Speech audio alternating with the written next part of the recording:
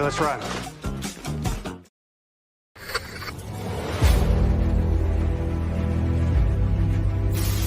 Your mission, should you choose to accept it. It's a quest. It's a quest for fun.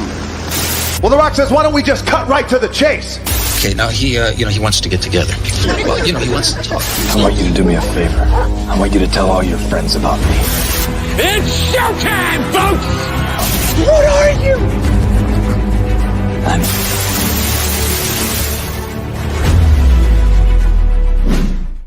Greetings and salutations. Yes, this is, and I quote, a weekly show where we introduce you to some of the best creators from all over the world, but we find out more about them by taking your questions. I am your host, Ryan of And I Quote Channel, and our guest on this episode is someone who is lighting up the airwaves on the gram of Insta. Yeah, that's right, the Instagram sensation. Nicole is here. Hello, Nicole. How are you? Hi, guys. I'm so good. How are you? Well, we're fine. We're all fine here. No, thank you. Good. How are you? We're signing the squad in. Anyway, it's what happens when you grow up on Star Wars. You tend to remember certain things that just stand out to you. It's so weird. It's so weird that way. But listen, we're happy that Nicole's here. We're also happy that you are here who may be watching and listening to this right now, also known as our television neighbor. Don't forget to like and share. See what I did there? Don't forget to like and share with your closest friends. If you're watching this live or on a replay, stop making me laugh, Nicole.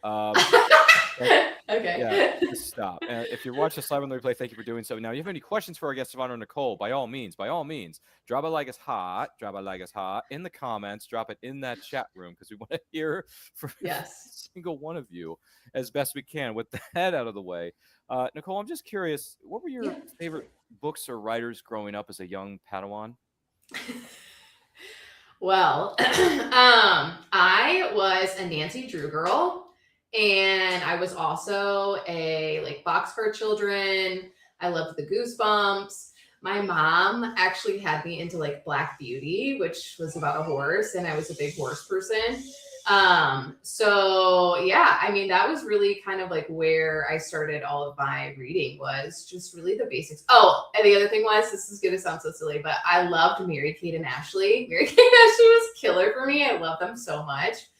So I've read all their books. I watched all their movies. I just a typical young girl.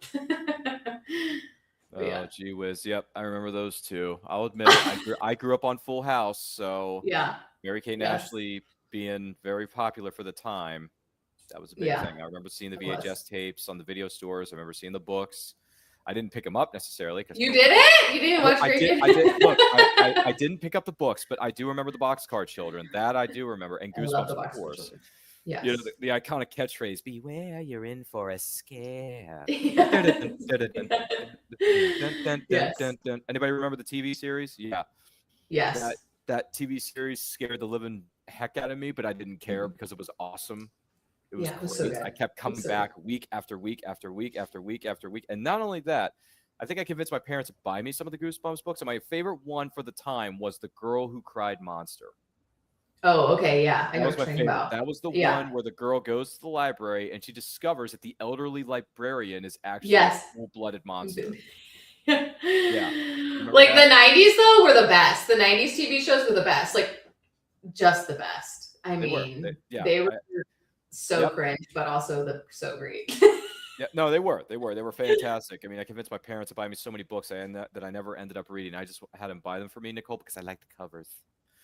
So, I was always a big reader. My mom got me into reading. That was my escape from just reality. But it was very regimented. I couldn't. My parents are very religious, so we didn't do witchcraft books. So my Goosebump books came from the library at school. I'd put them in my book bag and then I'd read them at home. But yeah, so I was exposed to a lot, I feel and I just loved the library, and I loved just reading and immersing myself in these other stories. The Magic Tree House. The Magic Tree House was a good one that I always really liked, because you always went to different places and you got to experience different things. So that was really where my reading started, was at a very young age. Well, that's really cool. I mean, I was the opposite. I just wanted the books because they look cool. You know, I wanted to be the popular kid in school, so I would buy all the books. No, I would give my parents to buy me all the books. The funny thing was that as much as I didn't read the books, I attempted to read some of them, but I didn't end up reading all of them. Yeah. I really enjoyed the Animorphs series. Oh yes, that's another one. Yes. Let's not forget about, because when the show came out in the late 90s on Yes. SNICK, all right, SNICK, Saturday nights on Nickelodeon. Nickelodeon. Eastern, by the way. Yep. Because I'm an East Coaster. I would sit my ass down and I would make sure that I would watch the next episode of Animorphs. Why? Because Sean Ashmore was a cool kid. I liked him a lot. And I met him in real life. He's a great human being. I love it. Secondly, as a dude, I had a crush on Brooke Nevin, who was the blonde at the blonde hair. Oh yeah. Yeah. And Brooke Nevin went on to do a number of things. She was in one of the what is it called, direct-to-video sequels of I Know What You Did Last Summer. He was also in Breakout Kings, which was a really good television series that only lasted 2 seasons. How dare you cancel my show? There were so many shows like on the CW and stuff that they would start and would be so good, and then they would just cancel, and they wouldn't tell you. They would just cancel. They would never come. Which ticked me off to no end, especially when they canceled Animorphs. That's only I think it was like 1 or 2 seasons. Yeah, I don't think it was very long. I was so ticked off at that. I really was. It's just, But yeah, no, the Animorphs series was cool, and the best thing about one of the best things about the 90s, because we could talk about that all day. Yeah. One of the best things about the 90s, Nicole, was those scholastic book fairs at school. That was one of the best experiences. A 90s kid like Nicole and myself, because Nicole and I are only a few months/years apart. Sorry.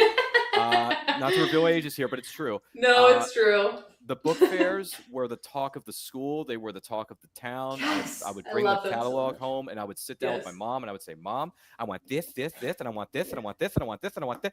And she's like, "You're never gonna read any of these." But she bought them for me anyway. I love it. Good for her. My mom, bless her heart. Mom, I love you and I miss you. She bought me all the shiznit.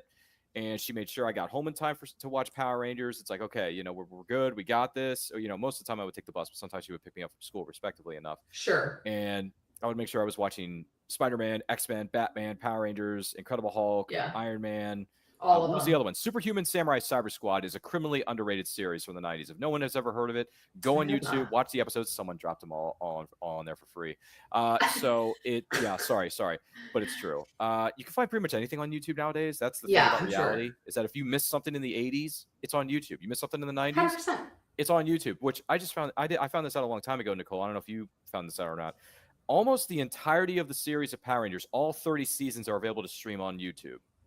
I did not know that. That's so now I can go back and watch Mighty Morphin, Zeo, Turbo, In Space, Lost Galaxy, Lightspeed Rescue. Wait, who was your favorite Power Ranger though? Well, back in when it first started, it was Jason the Red Ranger. Jason the Red Ranger. Everybody loved the Red Ranger. Well, I'm sorry, but I liked characters who carried swords, because swords are badass mamma jamma. And years later, my childhood dream would come true of meeting and talking with Austin St. John, who played Jason. Yeah. And I said, "Hey, man, you were my favorite Ranger. You're the reason I love the show. I just loved your character. He walked softly. He carried a big stick, And then I asked him a series of questions, and he answered every single one. And he was a cool dude to me. He was very, very good to me. Power Rangers, very, very good to me. So, no harm, no foul. But listen, Nicole, you are not just the only popular one on this show. People are buzzing at the seams in the chat box. My dad, SMH, says, my dad got me into reading. I got into Stephen King as a kid. Oh, I love it. And of course, like Nicole, I loved Mary-Kate and Ashley too. Yeah. Yes, you did. Yes, you did, Brett. No, I'm just kidding. SMH. I joined a book club in the 8th grade. I fell in love with this horror book called The House Next Door. I don't think I remember that. I don't know that. Does that? I'll have to look it up. No, I don't know. Anyone want to Google this in the backstage? Our producer, you over there. Yeah, Google that for me, will you? Interesting, though. Interesting. My kids, what is it? Still has those. Oh, the book fairs. Yeah, now it's all about Bluey books. Yeah, I don't understand what Bluey is. I feel like public school does still do the Scholastic book fairs, but I don't know anything about them. Oh, and they also go on to say Pink Ranger Kimberly. Yep. That was one of our first 90s crushes was the Pink Ranger. Yep. Yeah. That was one of my first. Well, it was a combination of her. It was a combination of what was it? It was her, Kelly Kapowski from Saved by the Bell. Oh, yes. That Kelly Kapowski. Yeah. Tiffany Thiessen. Yes. What's up, girl? Call me. What was the other one I had a crush on? There was a third. I'm trying to think of who the third. Well, The Secret World of Alex Mack. Larissa Olenek was pretty cute. She was cute for the time.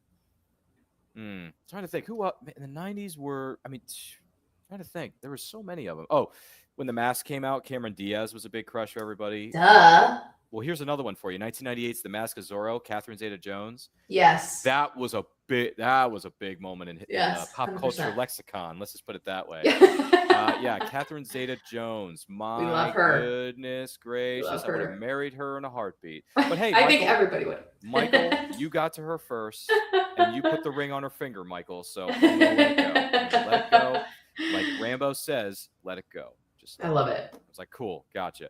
SMH has a question for you, Nicole. He says, 'Kay. for your kiddos, are they into reading like you? Well, they're so young right now, but yeah, so they do. Their grandma loves to take them to the library. They go to the library like once a week, and she brings home like a ton of books, and they're into some of the funniest books. There's so many interesting kids books nowadays than I feel like there was when we were younger. They have like, they're just so silly, where it's like the one that they're so into right now, there's like a bunny rabbit, and then there's like this hedgehog, and the bunny rabbit's like, I need to clean up my room. And then this hedgehog's like, I'm here to help you clean up your room. Like, I'm your helper. And then he's like, I'm going to fold your shirts, and then I'm going to put them in the in with the goldfish. And the bunny's like, no. And it's like teaching like kids like how to clean up their room. And it goes like, problem solved. And they just love that part. They're all like screaming, problem solved. And so I think that's really fun and cute. But I don't feel like I really read books like that when I was younger. Or maybe I just don't remember it. I don't know. But they love, yeah. And my daughter is going to be 6 this year, and going into kindergarten. So I'm sure we'll get a lot more like teaching how to read and everything like that. Well, if I may, make sure they read Curious George, the Curious Little Monkey. We love George. And let's not forget Frog and Toad. And Toad, we already have it. We watch it on TV. It's on Apple TV. It is. Toad, yes. Frog and Toad. The Frog and Toad was a series we watched I watched because I have I was the youngest of my family at the time. Still am. Yay. Got away with everything. Thanks, guys. What was it? I'm trying to think. Here's a book that I remember from. This is going way back. This is going to school, elementary school. It was an anthology book. So I'm not the biggest fan of the horror genre. Like, I respect it, and there's certain movies I like within the horror genre, but I'm not the biggest fan of it. Yeah. Have you ever heard of an anthology back in the heyday called In a Dark, Dark Room? Yes. Okay, so that my teacher read that to us. Yes, yes. Or we discovered it in our library at the school because we had the media center, and I thought, this is so creepy, but yet I can't look away. I have to keep reading this. We had the weirdest books growing up. Like, let's be so real. Like, it was like, I'm envisioning this book where it's like in the horrors room, and it's got like, I can't think of it, but we had like the weirdest. The 90s, I swear, was like everybody was on acid. Like Fantasia, for example. You watch Fantasia, you're like, this is not age appropriate. Yeah, there's some weird stuff going on. There's this giant demon creature who's trying to like kill everybody. I forget the name of the character, but he's a very famous character. And then you got the Sorcerer's Apprentice with Mickey Mouse and his guy.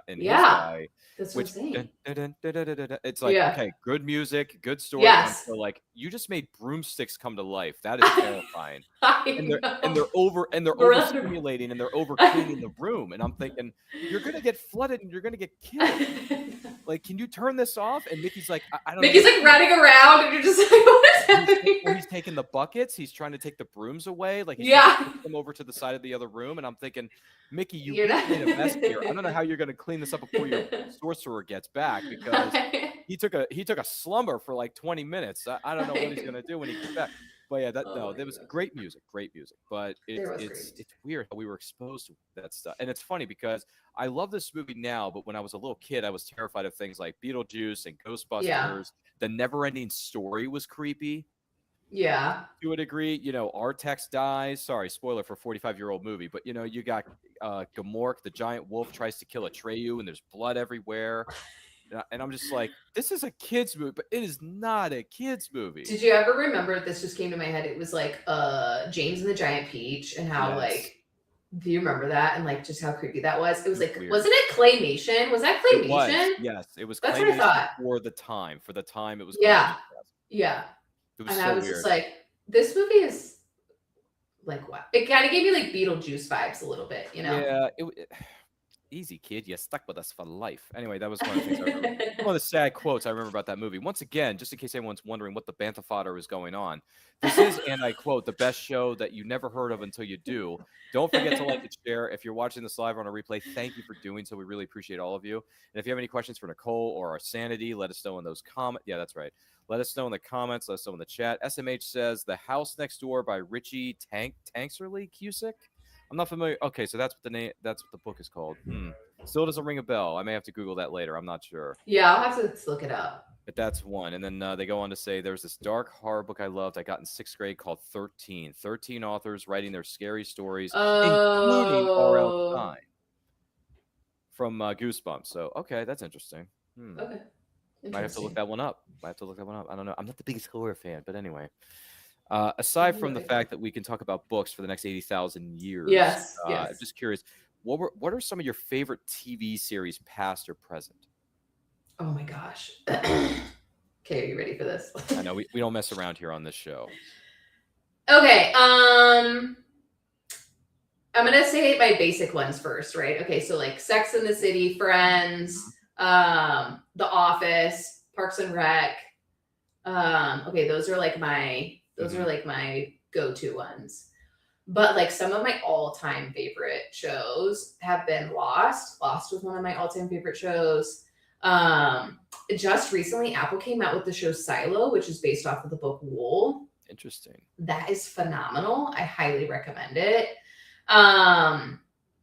What other things did I like? Lost was a big one. What else do I like to watch? I don't really watch a lot of TV, and I didn't really watch a lot of TV growing up very much. Movie based, like I'm a big Harry Potter person, but funny enough, I did not get into Harry Potter until I was 26. Due to like my parents and the witchcraft and all that stuff. But so yeah, so like those are some of my favorites. I'm sure the TV shows are going to come to me but more recently, Silo was one of my big ones. That was a great show recently. I do recommend that. It's very dystopian. Everybody lives underground. And they're like, if you go outside, like you're going to die. And it kind of delves into that. Very good. Lost was so good when I was in like college. It was one of my favorites in college. Peaky Blinders. I love the Peaky Blinders. I'm obsessed with Peaky Blinders. I love that show so much. I love Cillian Murphy. He's Cillian Murphy so much. Yeah, I think that's really about it right now. Good list. Yeah. No. It's a good list because I've known Cillian Murphy professionally for 20 plus years when he shows up in Batman Begins, and then, yes. And then the year that same year he did a film with Rachel McAdams called Red Eye from Wes Craven. So, and I noticed that Cillian Murphy has a lot of range. So I thought, damn, this guy's he's chilling. He really does though. He's a terrifying mother effer. I'm like, dude, I do not want to get on Cillian Murphy's bad side because and by the way, we in the theater, I think me and a few others in the theater at the time in 2005, we're going way back. So when Batman Begins dropped and became this huge phenomenon, we went to theaters, we saw, because I'm a diehard Batman fan. I love Batman. So we went and saw it. And as soon as Cillian Murphy pulls off his mask, he says, he's here. Who? Batman. I'm just like, dude, that is so creepy, but it's so He's so good. He's such a good actor. Batman's got his gravelly voice, like, taste of your own medicine, doctor. And then he's like all high as a kite on his drugs, and he says, Dr. Crane isn't here right now, but if you'd like to make an appointment. And then Batman just shoves him into the wall, and I'm like, hell yeah, son, he's not giving you any answers. Kick his ass. Oh my God, I know. I do love the Batman movies. I do. I was a big Transformers. I love Transformers. Like I would go to the midnight premiere. Actually, funny enough, this is a bragging moment. Oh no. In 2014. Yes. I lived in Miami and I've met Michael Bay and I've been to his house. Holy cow. And like I've met like his dogs, he always has mastiffs and he always names them after Transformers, but he was releasing, I don't know which Transformers. I think it was the one with Mark Wahlberg in it. That year? Age of Extinction. Yes. And he was like, hey, do you want to like come and see the editing of it? And so that was really really cool. He's actually a really cool person. Like, he's so cool. I had dinner with him and like some other people, and he was talking about like filming Pearl Harbor and like just some interesting things. Like, he's a very cool person.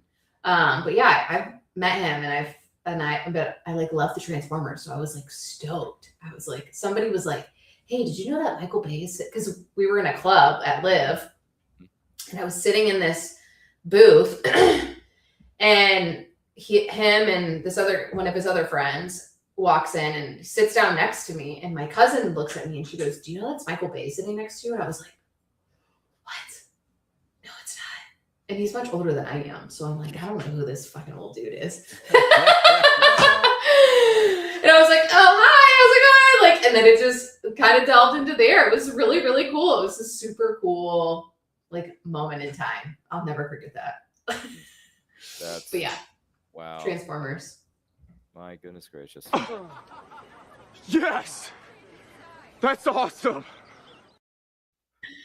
I mean, I've heard a lot of stories on this show by doing this for 6 years. And by the way, thank you to everybody who supported the show with 2,028 of you, I think, up to this point.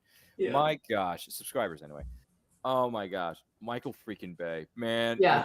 Here's the thing about Michael.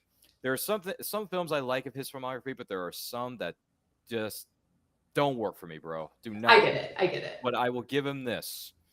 I didn't see this movie until way later in life, but I came around sitting down one day and I watched the movie. I really liked it, and I said, you know what? For early days Michael Bay, this is pretty good. And it's the iconic. It's one of those films where we get the iconic line, "Your best. Losers always whine about their best. Winners go home and bleep the prom queen." Carla was the prom queen. Really? Yeah. The Rock. Don't forget about The Rock, Nicole. The Rock. I know, The Rock. I got it. Sean Connery and Nick Cage, man, as Stanley Goodspeed. Well, of course you are. It's just that movie is pretty quotable. You know what I'm saying? That The Rock is pretty quotable. You know, it's and Nick Cage being Nick Cage is just. I mean, seriously, who can get away with how in the name of Zeus's butthole did you get out of yourself? And I'm like, Nick, if I ever meet Nick Cage in real life, it'll be one of the best things ever. Because here's the thing. The film I grew up watching, one of the films I grew up watching the most when I was younger was Gone in 60 Seconds. Okay, yeah. Gone in 60 Seconds was produced by Bruckheimer, not directed by Michael Bay. It was produced by Bruckheimer and directed by a man named Dominic Sena, who would later go on to make the film known as Swordfish with John Travolta, Hugh Jackman, Halle Berry, and Don Cheadle at the height of their fame, by the way, height of their fame, because Halle Berry and Hugh Jackman are just coming off of X-Men, which is one of the best movies of all time. Hashtag those are the facts of this case, and they are undisputed. So, I love X-Men. Who doesn't? Honestly, who doesn't? So good. If you've never seen Gone in 60 Seconds, Nicole, you really need to sit down and watch it. I feel like I have, but it's probably been a very long time. Let's be real. Go back and watch it. It's got Nick Cage at his tamest of being Nick Cage. Yeah. It's got Robert Duvall, Giovanni Ribisi, and very beautiful for the time, Angelina Jolie. We love her. Which I know Angelina Jolie best as my OG Lara Croft Tomb Raider. Yes. So, nothing against Alicia Vikander, who took over the role in 2018, which, by the way, that's a good film, too. You should check that reboot out if you haven't seen it. Have you seen Tomb Raider with Alicia Vikander? No, I haven't. All right, well, you need to write this one down on your watch list because it's pretty darn good, if I do say so myself. And yes, ZB Steele, we're going to get to that here soon. And I know who you are, ZB Steele. I've heard a lot. I do. Is he really on here? I'm going to go. He says, ask her if she's writing anything. Ask her if she's writing anything. Well, ZB Steele, fine. We'll ask the question now, even though I got 50 other questions I want to ask my colleagues. But Nicole, ZB Steele, who's made a name for himself. He has. I love him so much. He's so great. I don't have it here in my hands, and it's not off to the side here on my desk. But ZB Steele, over here is a copy of Whispers of the Storm? Mm-hmm. Yeah, Whispers of the Storm is right over there. ZB Steele, it's right there. So it's on my TBR, brother. It's on my TBR. But yeah, are you writing anything? I'm gonna kill him. I have two things that I have been dabbling in. One is a contemporary, semi loosely based off of a relationship that I had in my life. So yes, there's one. And then the other one that comes to me in moments is a kind of like a fanfic, I guess, of Harry Potter, but it's based on Bellatrix and Voldemort.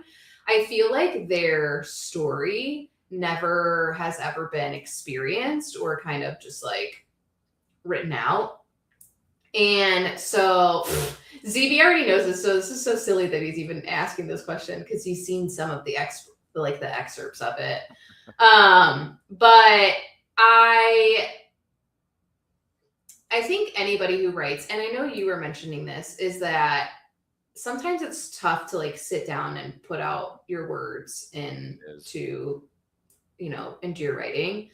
And I was an English major in college, so I've read a lot and I've written a lot and I've experienced a lot. So I don't know if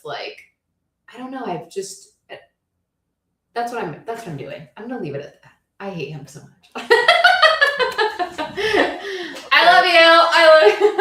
Yeah, I've been thinking about him over the last many months, Ruby Steele, and yes, I have a copy of your book. It's sitting right over there. And by the way, the synopsis of that book is just that boss, man. And he says Megan Fox clears Angelina Jolie. By the way, okay, hey, say what you want, but if I had to have a crush on either one, I go with Angelina Jolie over Megan Fox any day of the week and twice on Sunday. And then he says, honored to be famous. I love you and hate her. Okay, perfect. Okay, well, I guess I'm being respected on my own show. I don't know, but hey, listen. In all seriousness, though, ZB Steele, I want to right here. You're going to hear it first. Consider this an open invitation for you, ZB Steele, to come on this show and I quote, talk about all the books you're putting out because I feel like you put out a new book every 2 months, and you got these ideas in your head. We want to hear about them. Seriously, you got some skills, brother, from what I've been told. So he does. He really does. There's a link tree in the description of this video. I want you to go to that link tree. Do it. And click on that Calendly link that Nicole, you signed up for this and that. Go to that link, sign up to be on the show because I want to talk to you, ZBC. I want to have you right here on the set. I want to talk. I want to talk business. I want to talk books. I want to talk storytelling. I want to talk movies. I want to talk TVs, which I'm sure, Nicole, you got stories about that for days. Yeah. Let's do this thing. Do it. Yeah, do it. JM, the Elite fan says, good evening, y'all. What's up, man? How you doing? What's up? Everything's well. And he says, let's go. Confirmed. I love you, says ZB Steele to you, Nicole. He loves you. He loves you. I love him too very much. As much as I hate her, they're actually rather good, and I want her to write more. Holy cow. I know. Oh, my goodness. We have like a love-hate relationship, so it's fine. Let's see here. He goes on to say, I have a 10-day-old. Congratulations, by the way. He does, yes. On the newest addition to your family. I would love to be on sometime in June or July. I think the slots are full, but then again, I can do shows on Sundays. I can do shows on Saturday nights like we're doing now. So go to the link, find a day that works for you. And if you don't want to do that, just shoot me a DM on Instagram or you can email me. Either way is fine. It's listed in the description of this video. Check it out. And you can communicate with me there because ZB Steele, take as much time as you need to, you got the new addition to your family. You got to get a new routine going. So do your thing, man. And then come over here and hang out with the cool kids. All right. With that being said, Nicole, when it came to Lost, my favorite character was, I'll see you another life, brother. Love Desmond. Love Desmond. Always have. Always will. By the way, when he talks to Penny on the boat with the phone going across timelines, do you remember that? Yes, I do. I bawled. And not only did I bawl, I wrote it. There was a Lost magazine that you could get at Barnes & Noble at the time. There was a Lost magazine. And people could write in and share their feelings and their opinions about the show. So I wrote in telling. Did you get in the magazine? I got published in not only Lost magazine, but I also got published in Heroes magazine, Save the Cheerleader, Save the World. And I also got published in my favorite television series of all time, their respective magazine. I got published in Smallville magazine. Wow, I love it. And Smallville is my #1 favorite show of all time. Why? Because I did love Smallville. Superman is the GOAT, and Tom Welling and Erica Durant are the best iteration of Clark Kent and Lois Lane we've ever had in cinema or television. Facts. And I'm going to be seeing Erica and Tom and Michael in 2 weeks' time at Fan Expo in Philadelphia, Pennsylvania. So we're going to be hanging out with them. We're going to be talking with them. Maybe I can convince them to be on the podcast. Maybe I can get Erica to be on the show. Because if I could get Lois Lane, the love of my life, Lois Lane on my show in my town, that is going to be the best. To me, Nicole, that's going to be the best thing since sliced bread. Okay. I'm Wish here us for luck, it. ladies and gentlemen. And we're going I to be will. carrying around a lot of business cards. Because you know what you got to do in business, right, Nicole? You got to network. You got to network. You do. You got to talk to people. Yeah, I'm always sorry. I mean, I don't know if you can tell, I'm pretty good at chatting. You are a good chatter, yes. When I was a kid, I just knew how to talk. Is that what they said? The teacher said it on your report cards in school?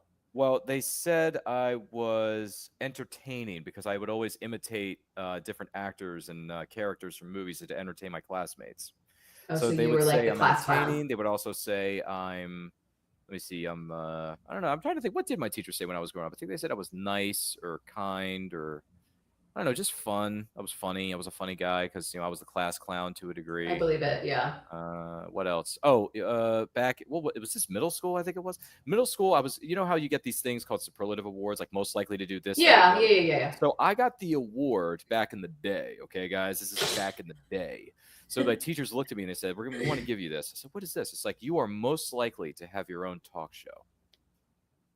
And I said, really? You think I'm worthy enough of a talk show? He's like, absolutely. Yeah.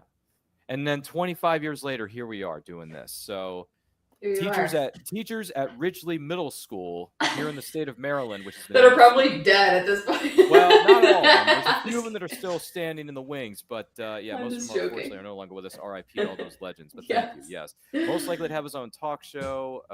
It's funny I didn't get that in high school because high school I was just as funny, if not more, when I was in high school. But apparently there were too many popular kids that got all the votes, so I just I didn't get anything. I didn't even, unfortunately, one of my goals at the time was to make the National Honor Society. I didn't make that, but I was inducted into the National Junior Honor Society when I was in middle school.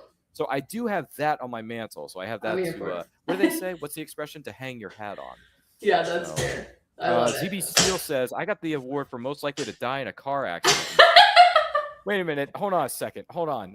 In 2029, which is 3 years away from now, by the way. Oh, that's fine. I get his children anyways. He says, which makes me nervous. Why is that so specific?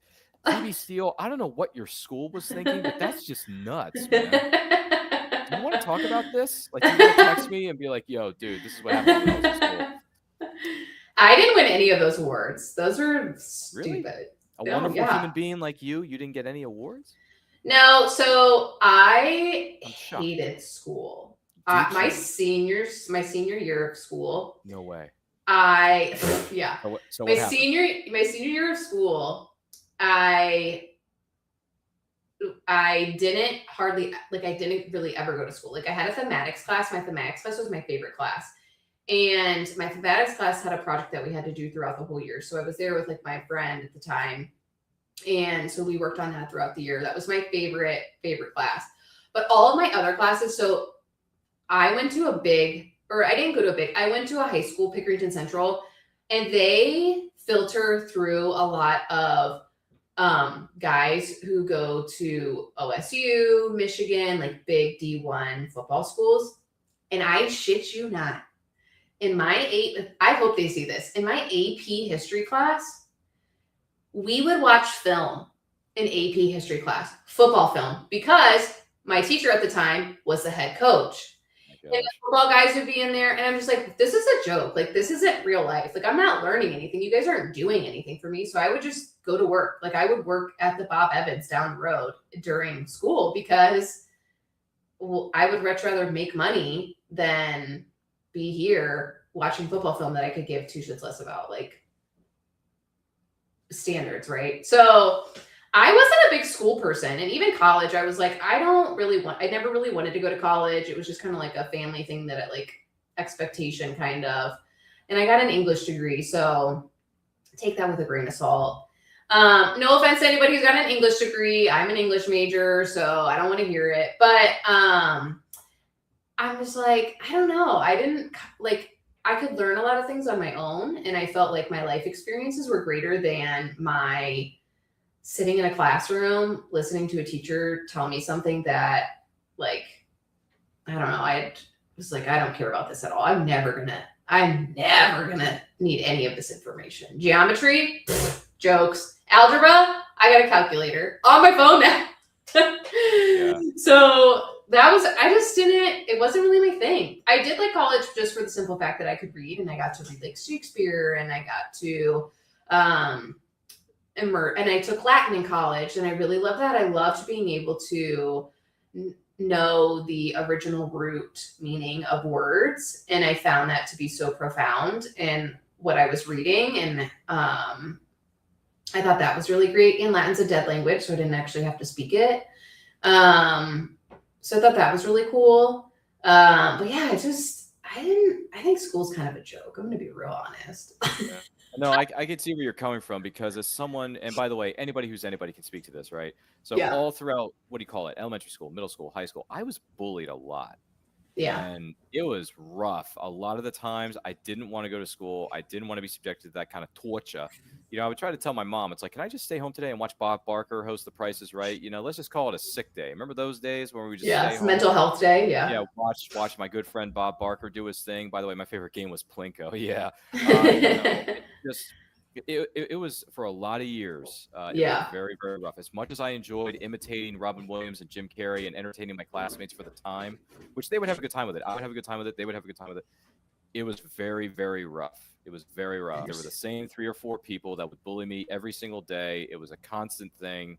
I would get in trouble with administrators. I would get in trouble with guidance counselors, and they would try to calm me down and say, hey, you can't do this. You can't fight back. Sure. I'm just like, well, what do you expect me to do? They keep egging me on and pushing me. No chance to go down there and talk to them, or whatever. And, my mom had to fight to get me an IEP. I mean, it was a whole thing. Yeah, it was a whole difficult situation. But, at the end of the day, I, learned from it. I got up, I picked myself up, dust myself off. I moved on and I learned, hey, school's more important. Don't worry about their crap. Don't worry about the BS. Yeah. Who cares about those losers? You got school to worry about. You got your grades you got to think about. You got your parents waiting for you when you get home. Like you got all this other stuff around you. Why do you need to subject yourself to this kind of crap? And I said, okay, all right, let's, time to put up or shut up. So I went to school. I did the work. And the craziest thing was, now, granted, this is going back to high school at the time. Yeah. So I'm a senior in high school. Things are going well. The grades are good. The teachers are good. The system is good. Everything is going well. I'm in my high school plays because I love acting. I fulfilled my dream of becoming an actor during high school when I was in the drama club, or the drama, what do you call it? The drama program. I was doing things like drama. Savage. I was doing things like The Crucible by Arthur Miller. I was a part of one-act plays, which, by the way, one-act plays could be a lot of fun if you put your mind to it, honestly. One-act plays are very, very fun for me. But then all of a sudden, the world just stopped turning because our father had passed away during midpoint through my senior year. Oh. And I was like, okay, Dad's gone. What do we do? Because he was a huge part of my life. He's a huge part of my brother's lives. My mom is a wreck. What are we going to do? What do we do? So, and it's funny because Dad passes away on a weekend. 48 hours later, I'm going back to school as if nothing happened. You're kind of in those 7 stages and you're in denial. You're in denial. You just don't want to think. 100%. You know what I'm saying?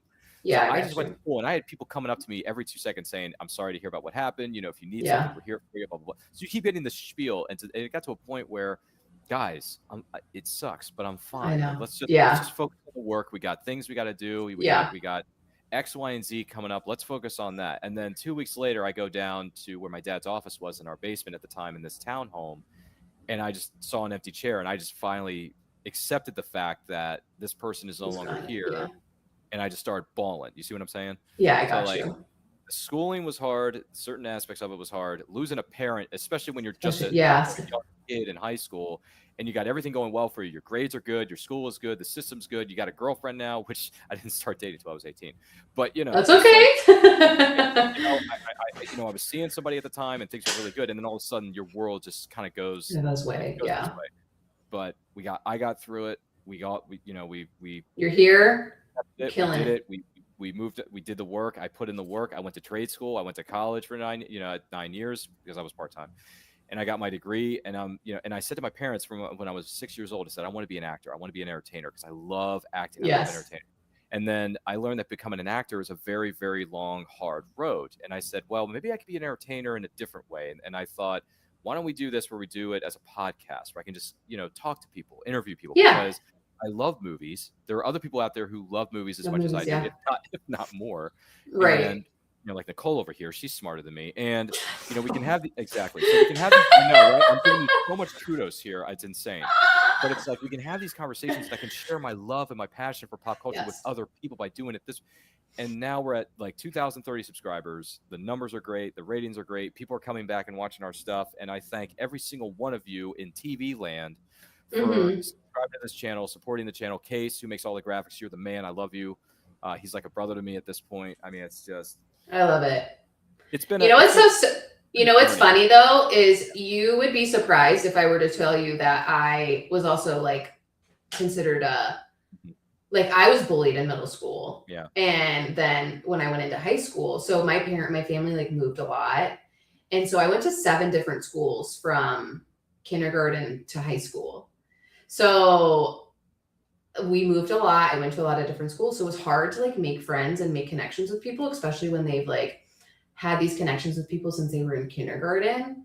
And so finding those connections with people has always been kind of tough. Well, when I was in like middle school and stuff, my parents didn't buy like, I think Adidas was like huge, or like the Element shoes, you know, with the E on the side, the skater shoes.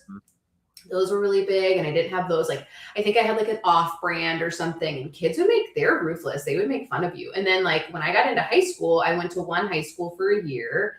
And then I went to a different one for my last 3 years, and I would eat my lunch in the library every single day.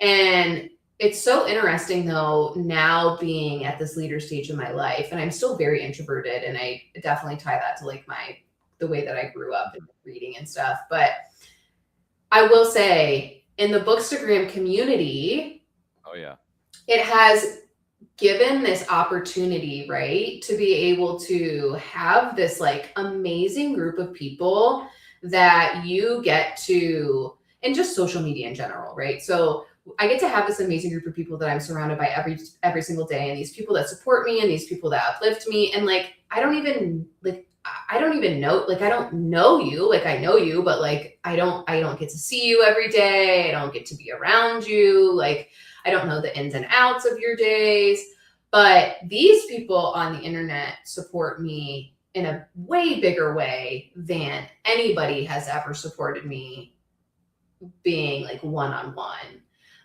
Besides like my 3 very close friends here, but they're the exception. But I'm saying like, it's just so interesting that like, I didn't have community growing up, or like this sense of community. And now I have like every single day, this like amazing group of people who are all doing the same thing that I love and that I've always loved ever since I was since I was a little kid. So I find that to be so encouraging. And I think that's what keeps me going every day. And like, having ZB just kind of give me shit. Like, I would have never met this person if there wasn't for the internet. And I love it so much. I think it's great. I've only known ZBC for a couple of seconds here on his chat box here, but he says, Nicole must be sweating right now because she bullies me every single day. Wow. So he says you sweat. Okay, that's 1. And then 2, he says, also, I got to leave at this point. I got to take the little one on. Oh, he's walking. Excited to watch the rest of this to get on the show one day. Thank you, ZBC. And he says, for my amusement, can you ask Nicole to tell stories of her being drunk? Oh, yeah, I can give you some good ones. I don't know I try to keep my shows family friendly, but then again, I'm just kidding. I mean, if there's a story that's not too outlandish, share it with 20,000 non-existent people watching this show. I mean, I could just say this. When I was in college, I would go out with my friends. I know, I love it. And I went to Ohio State. So Ohio State's, we have this Ohio State Buckeyes. Woo-hoo, Ohio State Buckeyes, go Bucks. There's this main drag called High Street, and we would go out to the bars, and I lived all the way on Norwich at the time. So like Norwich was like back here, and then like the bars were all the way down here, whatever. And whenever I was done at being at the bar, I would Irish goodbye all of my friends. I would take my shoes off because usually I was wearing heels, and like, God, being a woman in heels is like the worst. I would take them off, and I would, kid you not, I would run back to my apartment. I would run down High Street back to my apartment after I was done hanging out. Like, if I knew I was getting like too drunk to the point where I was like, I'm about to just fucking black out, I was like, nope, not taking that chance. And I would just sprint back to my apartment, which is probably like a good like mile or so back to my place from where we usually were. Or I like get a cab and like go back to my place. But those are like that's like the thing that I did when I was intoxicated in college. Oh my goodness. Are you still an Ohio State? Are you still an Ohio State Buckeyes fan to this day? I am. I love the Bucks, but I'm a Pittsburgh Steelers NFL fan. So.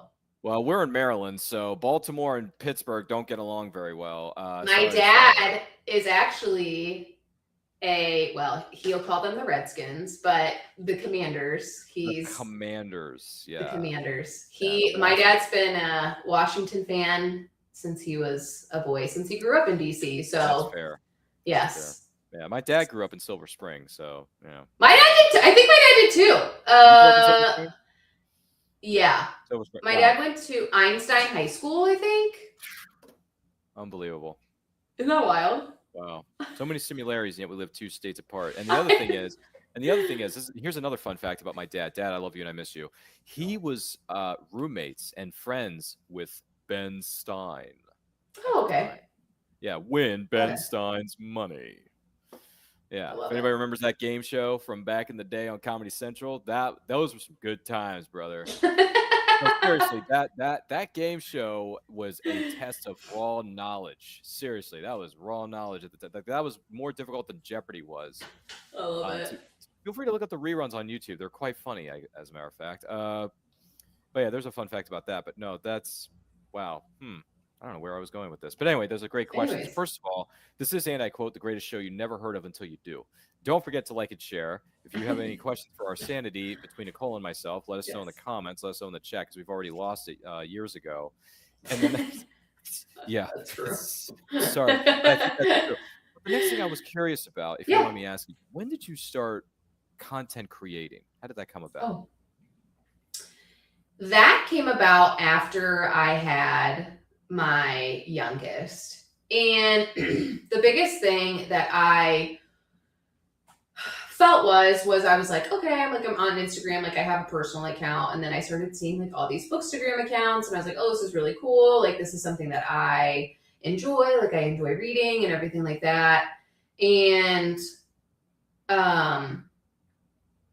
I kind of went through a stage of my life where I wanted to make sure I didn't lose myself. I didn't want my identity to just be mom. And not that I don't love being a mom, right? But I didn't want the only thing that when I say to people is, hi, my name's Nicole and I'm a mom and I have 3 little kids. I wanted there to be something else. Obviously, being a business owner, I'm also that as well. But I wanted there something that was just solely mine, that I created, and I obviously, God, I feel so stupid. Obviously created my children, right? Like, I get that. Like, they are a product of me, but there are 2 people that are doing that. This is something that I solely wanted to just be something that I do. I have my own influence on it. I have my own creativity into it. No one else is telling me what I need to do with it, and it was mine. And so I started it. When was this? It's been like, it'll be 2 years in November. And it was wild at first, right? You're getting on there and you're just like, this is stupid. Like, you just feel silly kind of, where you're like, kind of working your way through it. Yeah, you're working your way through it. You're like, no one really cares about my opinions. Like, this is silly. And then it started rolling, and then it started to like gain traction. And I was like, oh, wow, people actually really kind of care. And like, my friends were super supportive, and I love that. And then it picked up, and then like Bookstagram really started to become big. And then I started meeting more people, and I started growing that way. And I started doing some funny, silly things. And then I was like, what do I want to do with this? Like, where do I want to go with this? And I do read a mass variety of things. So I dabble in, I do high fantasy, and I've been starting to get into sci-fi more. And I read a lot of reverse harems and dark romance and just romanticies. And I'll do some like horror stuff sometimes, or like gothic in a sense. So I'm a very like cultured. I'm a very cultured reader, but I don't do like self-help books. So I haven't really like found something that's like, I'm just sticking with this. This is what I'm going to do. I'm a soul dark romantic-y person, or I'm a soul dark romance, or I only read reverse harems, because I enjoy lots of different things. some of the best books I've ever read were not in the genre of me thinking that that was ever going to be the case. And so I just kind of get on there and I'm like, I'm going to tell you what I liked about this book. If you like it, great. If you don't, that's okay too. I really just try to have a good time. Like I don't really do well with like a conflict in people. And I try to bring conflict to things. But I also feel that you have to be genuine. So what you see is what you get. Like I'm not getting on social media and pretending to be somebody else and then not being that person in real life. Like that's just not who I am. I'm a very forward, blunt, like person. And so I just kind of give it to you that way. I mean, that's really it. Oh, no, I got you. And if a book doesn't fit your fancy, you put a DNF. Yeah, Didn't finish it. Frack this. I'm done. I am done. That just happened. DNF, guys. Mark it down. Mark it down. Which, by the way, when you first started dropping that acronym, I thought, DNF? What the? You're like, oh, I didn't finish it. I didn't like it. I'm like, oh, so it was that bad, huh? You're like, yeah. It's not even that it's bad. It could just be, it just didn't. Yeah, it just didn't work for me right then. And sometimes people's pacing. If you don't pace, I'm just like, oh my God, what are we doing? If it's a drag, if I feel like I have to read 5 chapters just to find out someone took a piece of tape and put it on a wall somewhere, I'm like, I don't care. Yeah, it's just I'm like, just making that up, by the way. But, or no, go ahead. I was gonna say, if you're into dark romantasy, a good friend of ours who's been on the show not too long ago, Rebecca Parcha, writes romantasy, and this is about vampires. I love it. If you like vampires and monsters, check out the first one, which is Fangs of Fate, and then this is the second one, Daughter of Destiny. Okay, she's an indie author. Rebecca Parcha is a very good friend of ours, and she's been on our show about 2 or 3 times. So nice. You may want to go back and look at those tapes because Rebecca, she's the one who convinced me, hey, Ryan, I really think you should start reading romantasy. I'm like, what is romantasy? And then she gave me the tutorial about what it is and how it works. I thought, oh, okay. I mean, I like romance. I mean, I like romance in certain elements of the story. But I do like fantasy because I like swords and sandals, all that kind of jazz. Like, you may want to consider reading romantasy and start with my book. And then I was like, so she and I talked about it, and I got a copy of Fangs of Fate over here on my chair, on my reading couch. And I'm a few chapters in, about 9-10 chapters in, Rebecca. I just want to let you know that. And it's good because it's written from 2 different POVs. Oh, I love it. I love multiple POV. Here's the thing. It's written from both the FMC and the MC. So the female and the male character are getting the strides here. I love it. Feel free to look it up. Okay, definitely. Just saying. Anyway, free plugs, Rebecca. Free plugs. Because we love her. She's great. She's a wonderful human being, and she's been on our show about 2, maybe 3 times already. I think she's going to be coming back later this year too. So, Rebecca, you're awesome. Keep up the good work, young lady. And so, what are the rewards for you about being a content creator? You think? I think the biggest reward is the friends. The friends that I've met. This is going to make me emotional.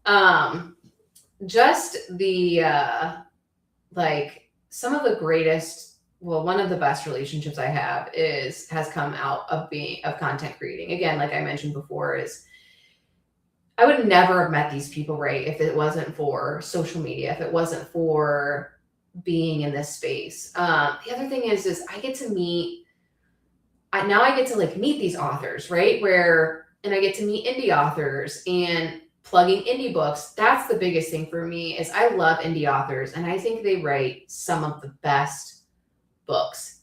There's a lot of good trad books, but I think some of the best books are indie author books because they have almost like a free will. There isn't somebody telling them you need to do this or you need to do that. Like, yeah, they have editors, but when you're trad published, I feel as though there's like a group of people, right, that are saying this isn't going to work because somebody's going to be offended or this is going to happen or something like that. Like there's just too many cooks in the kitchen. Whereas when you're an indie author, you're sitting down and you're just writing and you're just letting it all go. And there isn't somebody saying like, no, you need to take that out or no, that doesn't sound good or, that. So the biggest thing in terms of that, and also getting like, of course, everybody loves a free book, right? Like I love free books. I love when people reach out to me and say, hey, do you want to read my book? Like, can I send you an ARC? I'm like, yeah, sure. And I do. I really do try to make an effort into making sure I get to everybody. And sometimes it gets hard because, there's so much going on. But that's the biggest thing out of content creation that I've gotten so much joy and love from is the group of people and the group of women, especially in the book space, because in my opinion, the book space is a women-owned space. At least in the book content creation space is a woman-owned space.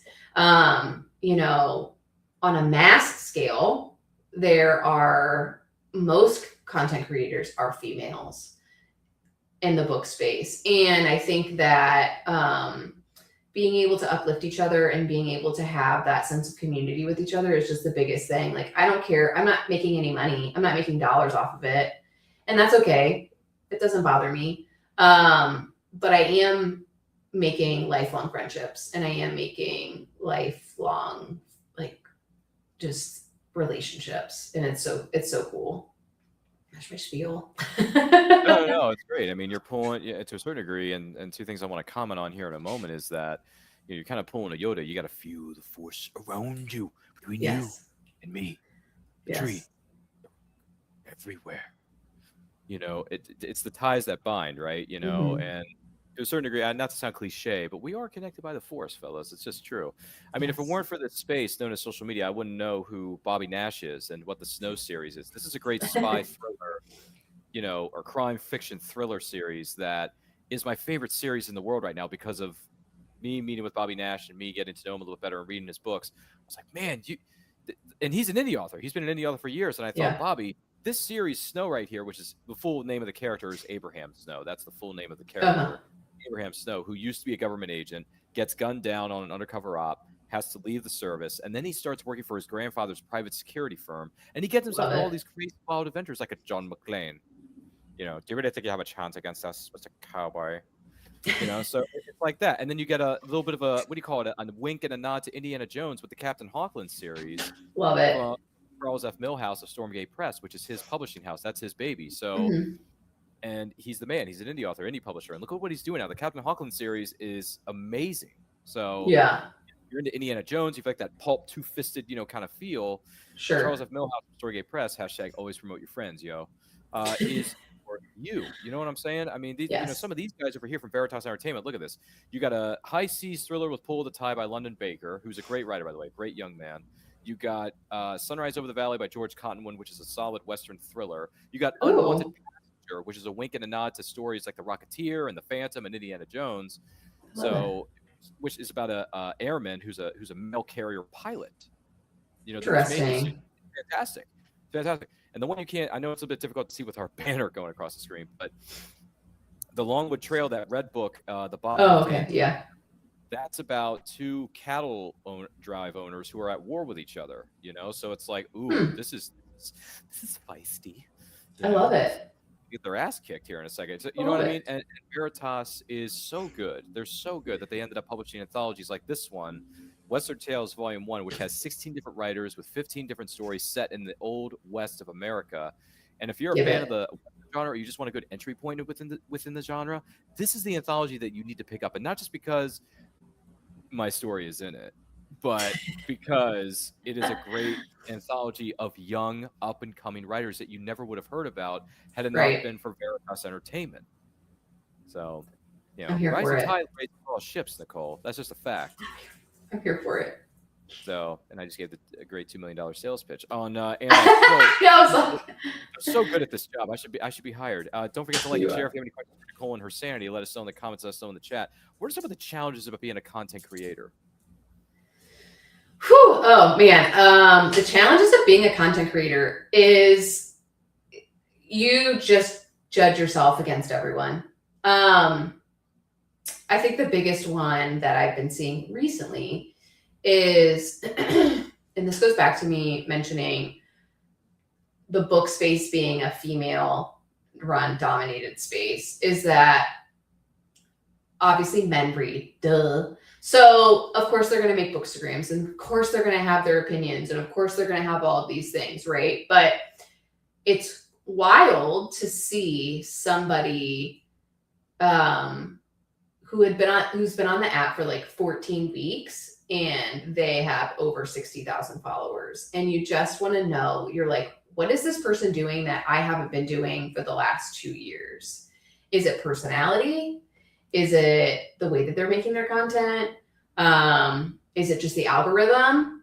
And so you just start to judge yourself, right? And there was a point in time where I had to take like a legit break and say, I'm not going to get on here. I'm not even going to look at it. And I just need to detox for a moment, because you just compare yourself to so many people. And then you're like looking at the numbers and you're just like, my numbers didn't go. And like, it just becomes like this crazy, just psychotic problem in your head. And then you have to say, okay, it doesn't matter, because whether you have 500 followers, 5 followers, or 500,000 followers, you still have followers, right? Somebody still actually gives a shit about your content. And so that's all that matters. And I think that that's just the biggest thing of not comparing yourself to other people. You keep doing what you're doing and what's best for you, and do not change yourself for the enjoyment of other people, right? If people are going to enjoy you, they're going to enjoy you because that's you. And so that was the biggest thing. That was the thing that I really had to come to terms with, and just say, you know what? F it. Like, it's whatever. I have this many followers. If people like me, great. If they don't, that's okay too. And that's kind of where I'm at. This is the way. This is the way. This is the way. The Mandalorian. Who does it? The new movie comes out next week. You excited? The new movie's coming out next week. Is it really? Yeah, The Mandalorian and Grogu is going to hit theaters on May 22nd. You didn't hear the news? No, I didn't know. Oh, you got to read this stuff, girl. But yeah, that's what I'm here for. So the new movie. This is the first Star Wars movie we've had in nearly a decade on the big screen. This is the first new Star Wars movie we've had in nearly a decade. So this is a big deal. It's the same guy playing the Mandalorian. It's the same people. It's Pedro Pascal. Oh, good. Yeah, Pedro Pascal, John Favreau, who's so money he just doesn't even know it. He's directing the movie, which I love that. We're going to be celebrating it. Believe it or not, we are going to be celebrating the 30th anniversary of Swingers, starring John Favreau and Vince Vaughn later this year on the movie watch-along show that we do. Mm-hmm. So anytime a movie turns a certain age, we do this thing where you're watching us watch the movie, like Mystery Science Theater 3000. Sure. And we commentate during the movie. Now, granted, we can't share the movie here on our screens because that's a violation of copyright, but we always tell people, hey, if you want to keep your copy to the so-and-so mark, which is where we're at right now, go ahead and do it, and you can watch the movie along with us on physical media or a streaming service. So fair. I love that. Yeah, we just did one the other day. I'm trying to think, what was the one we just celebrated? It was the 25th anniversary of Shrek. Because in the morning, I'm making waffles. So, yeah, Shrek turned 25. Can you believe that? Turned 25. I actually can believe that. Genuinely can. I think I can. 25. Yeah. 25. And believe it or not, next week we're going to be sitting here celebrating 40 years of Top Gun. God help us. I saw you did post that. I did see that. I was like, wow, that's actually been a long time. Yeah. Highway to the Danger Zone, girl. Who directed that? You mean the original? Yeah. Top Gun was directed by Tony Scott. Tony Scott directed that one. Yeah.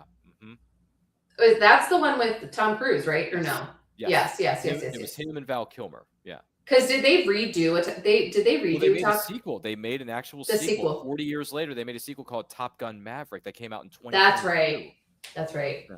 Which, for those of you wondering, Top Gun and Top Gun Maverick are in theaters right now for 1 week only to celebrate the 40th anniversary of the original Top Gun installment. So my brother and I saw Top Gun a few nights ago, and then we're going tomorrow to see Top Gun Maverick. And Kevin looks at me and he says, "This is going to be my first time ever seeing this movie." And I thought, okay, I'm not going to spoil anything, but it's good. It's good. So you thought you liked it even after? I didn't see it in the theater, but I did see it on home video. I saw it on Blu-ray. That's right. I still buy Blu-rays. Okay, sue me. Okay. Physical media is just as important as anything else, because if Skynet takes over the internet and we don't have access to all these movies anymore, what are you going to do? That's what physical media is for. Wake up and smell the coffee, people. Smelling it. I saw Top Gun Maverick in Blu-ray, and I really liked it. So, and now my brother gets to experience it for himself, and both of us really, because I'm going to be seeing it for the first time ever myself on the big screen. So yeah. We're ready to go to the highway of the danger zone there, Nicole, because we feel the need, full speed. Ow. Anyway, yeah, you've seen Top Gun, right? Have you seen it? I've seen Top Gun. I was gonna say. I just haven't seen the most recent one. Oh, you got to see Maverick. It's so good. You got to see. Yeah, Maverick. actually, Project Hail Mary came out on Amazon, so I do need to watch that. Yes, I've heard good things about Project Hail Mary. I haven't seen it though, but I've heard good things about it. People are Did saying. you ever read it? People have said it's one of the best films of the year. Now, have I read the original source material by Andy Weir? No. Oh, okay. I hear it's good. I hear the book is good. It is very good. I mean, I audiobooked it and I didn't understand any of the physics of it, but doesn't matter because the story was still really good. Like the relationship is what really just brought that whole thing home. But I was like, I don't know nothing about what you're telling me, and I don't know anything about space. Neither do I. I hear it's a good movie, though. I hear it's a good movie. I hear it's a good book. I haven't read the original source material that it's based on. I haven't seen the movie yet. So I got a few things well, there's a million things I got to catch up on before I croak. But there's only so many hours in a flipping day when we get older. There's only so many hours in a day. And we're like, where's the time go? But here's another one for you. What advice would you offer to aspiring creators out there? Again, I think it just goes back to just making sure that you are who you are.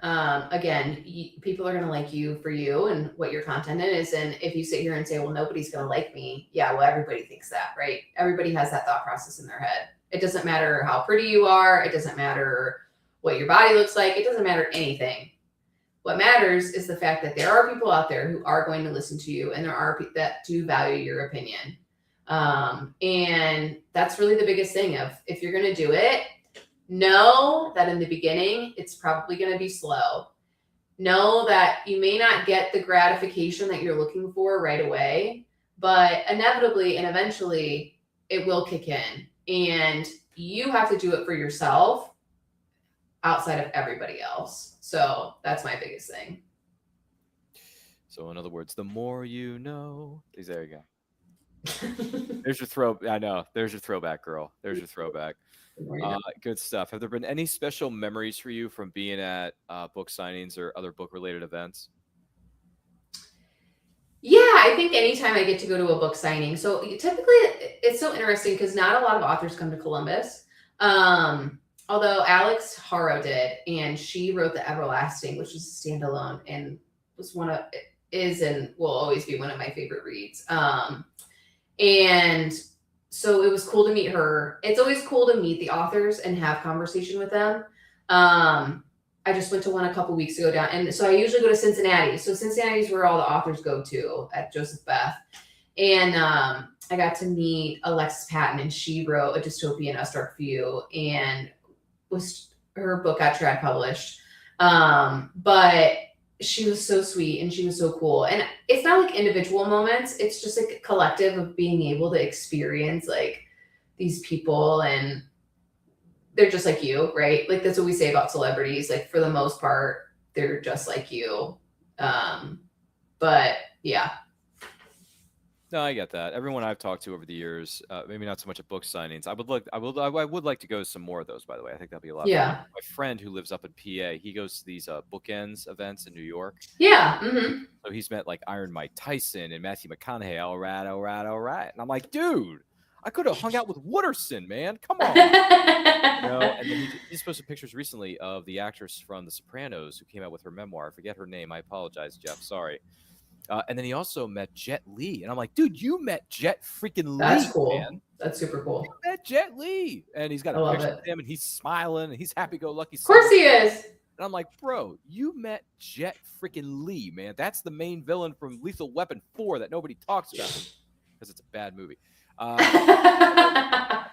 Personally, my favorite Jet Li movie is Unleashed. You ever see Unleashed with him in it? No. That is a really good action thriller between him. The late great Bob Hoskins is in it, who played Eddie Valiant and Who Framed Roger Rabbit. Yeah. Mm-hmm. So it's a really good movie. So if no one's ever seen Unleashed, check it out. I think you're gonna like the way you look after watching that movie. I guarantee it. So yeah, he's met all these big name celebrities, and I'm just like, bro, I would kill to meet Matthew McConaughey right now. Like that guy's done so much. He's so cool. He's so cool. He's written like 4 books or something like that. Like he's written poetry. Yeah. Isn't he like a professor of literature, like the University of Austin, Texas, or something like that? Like he's probably he's doing all this other philanthropy stuff, and I'm just like, bro, he's so cool. I want to hang out with this dude, man. Come on. I love it. but he didn't invite me. So I feel shattered. Rude. I feel shattered. In the words of Full House that we all grew up watching as a kid, Nicole, how rude. Rude, exactly. Remember that catch? Yes, of course, yes. Yeah, that's one of the that's one of the classics. It's funny you bring up this thing about community because when we were in lockdown during COVID, I just went on social media. I went into Facebook, and there were all these different Facebook groups for different authors and publishers and things of that nature. And because of my interactions with those individuals, that's how I became friends with so many people today. All the people who are in those groups, whether it's the Bobby Nashes, the Charles F. Millhouses, the Russ Colchamiros, the Crazy 8 Press guys, Rebecca Parcha, and Amy Hale, and here's another creator that I've met through social media. Maya on Instagram. She's she's done a great. I mean, she used to be a was it MMA fighter at one point. I'm like, I love her so much. I love Maya. I'm talking about her. Yeah, that Maya. So when I saw her on social media, just posting about her book, the books that she enjoyed. She's like really into samurai stuff. Yeah, she is. Overseas type stories and that kind of was Eastern Western culture kind of stuff. Yes. And I thought, okay, I'm not overly familiar with the genre, but I'm interested to learn more. Exactly. So that's why when you read her post, she's like, "Oh, these are books I recommend if you want to start getting into this, or I recommend this if you want to start getting into that." And I thought, this is interesting. I do like swords. Ryan likes swords. And samurai. So it's like, okay, I'm curious. So, and hopefully one of these days she will grace us with her presence on And I Quote. I love her. We would love to have her on the show. Yes, she needs to get on there. She is, once again, an extraordinary individual that we just happened to meet through social media. So, with the Discord of Men's Adventure Fiction Discord and me being friends with all these different kinds of writers, there are both men and women in this Discord, by the way. It's not just for men, it's for everybody. So Brina Williamson, who's one of the best writers in the world right now, she writes a series called Morona Grant, which is in the same vein of Tomb Raider, Indiana Jones, but it's a period piece. It's written, I think, in the, what is it, Brina? I think it's the 40s, something like that, 30s, 40s. So it's during that, during the Indiana Jones type timeline. Yeah. And she writes these stories. And in the first novel she wrote, or one of the first novels she wrote, was called Morona Grant and the Lost Tomb of Golgotha. And I said, this says Indiana Jones written all over it, but I don't care because this character looks like she's a badass. She's been through some wars. She's been through a lot of stuff. But she's going to go for this treasure, and she's not going to let anything or anyone stop her, whether it's a cursed object or not, because there are elements of the supernatural in these stories, because that's just how treasure hunts are. Yeah. To a certain degree. And I thought, and by the way, Brina Williamson not only writes her stories, she does the interior and exterior artwork all herself. Oh, I love that. I love when authors do that. I think that's so. Cam Morinova, she's a big author. She does that with hers. All of her stuff is drawn by her. I think that's really cool. Oh, is it? Yeah. That's interesting. It's just, we as soon as she spoke to us about that and revealed, hey, this is what I do. I also do, commissioned artwork, commissioned covers, and I do cover design, all this stuff. And she does freelance editing, things like that. And I thought, see, this is why you're going to go very far, because you're multi-talented, multi-skilled. And this is the cover of Morona Grant and the Lost Tomb of Golgotha. Look how sick that cover. I love it. She did all of that herself. Just talent. Some people are so freaking talented. All Brina. I love it. So if you want a good adventure story, if you want a good treasure hunter thriller type thing, or you want something that's going to keep you on the edge of your seats, do yourselves a favor. Go on Amazon, #not sponsor, but call me maybe if you want to be. And pick up a copy of that serious, girl. Pick up Morona Grant and the Lost Tomb of Golgotha, because that story is going to knock your socks off. I love it. She's a brilliant artist. I mean, as we can see here in this image. Yeah. And she's got plans for more Morona Grant stories. She's also written some mysteries in the vein of Agatha Christie. Ooh, I love a good mystery. Brina has admitted to us on several occasions that she is a diehard Agatha Christie fan. I love it. She loves Agatha Christie. I love Agatha Christie. Do you? What's your favorite Agatha Christie story? Do you have a favorite story? What did I just read from her recently? I can't. What the frick did I read? I'm going to have to look through all my good reads. What did I just read from her? I feel like she just did one, and I can't think of it off the top of my head. I don't like mystery writers. To me, I just love them all in general, because I think they all just do such a good job. It could be like the worst mystery book ever. I'd be like, I had no idea that was gonna happen. I like the girl in the horror movie where they're like, hey, you should probably run. And I'm like, no, I don't think so. And I'm like, what's happening? Like, what's going on? Like, that's how I am. Like, I'm telling you, that's me. And so in the mystery books, like people be like, oh, I could guess that plot twist. And I was like, I had no fucking idea that shit was happening. This is where the plot thickens. That's what I say. Speaking of Pale Rose, here's the cover that she did for her mystery novels right here. The Pale Rose by Brina Williams. Oh, it's so pretty. Look at that. She did all of that. That's all her. I love it. I love So it. I'm here for it. You may want to think about picking Yeah. this up. I'm just throwing it out there. You may want to think about picking it up because I'll put it on my TBR. Yeah, your TBR is probably 2 miles longer than mine. It definitely is. Kevin, a good friend of ours is here. Kevin Davis. He says, "What's up? What's up, Kevin? How you doing, brother? Hope everything's well in your neck of the woods. Check out his YouTube channel, his YouTube show. He's an indie comic creator. He loves telling stories through comics.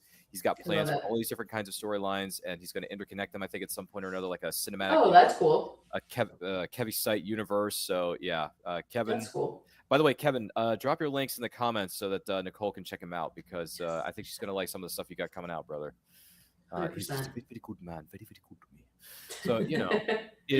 So, honestly, community is two things: community and networking in this business. So, so important because if you join us on the Men's Adventure Fiction Discord, it's a great group of people. Grayson D. Sullivan is a great human being. He and I have talked a lot, and it's funny too when you get into these communities, whether it's through Discord or what you spoke about earlier with books, Bookstagram and all that stuff.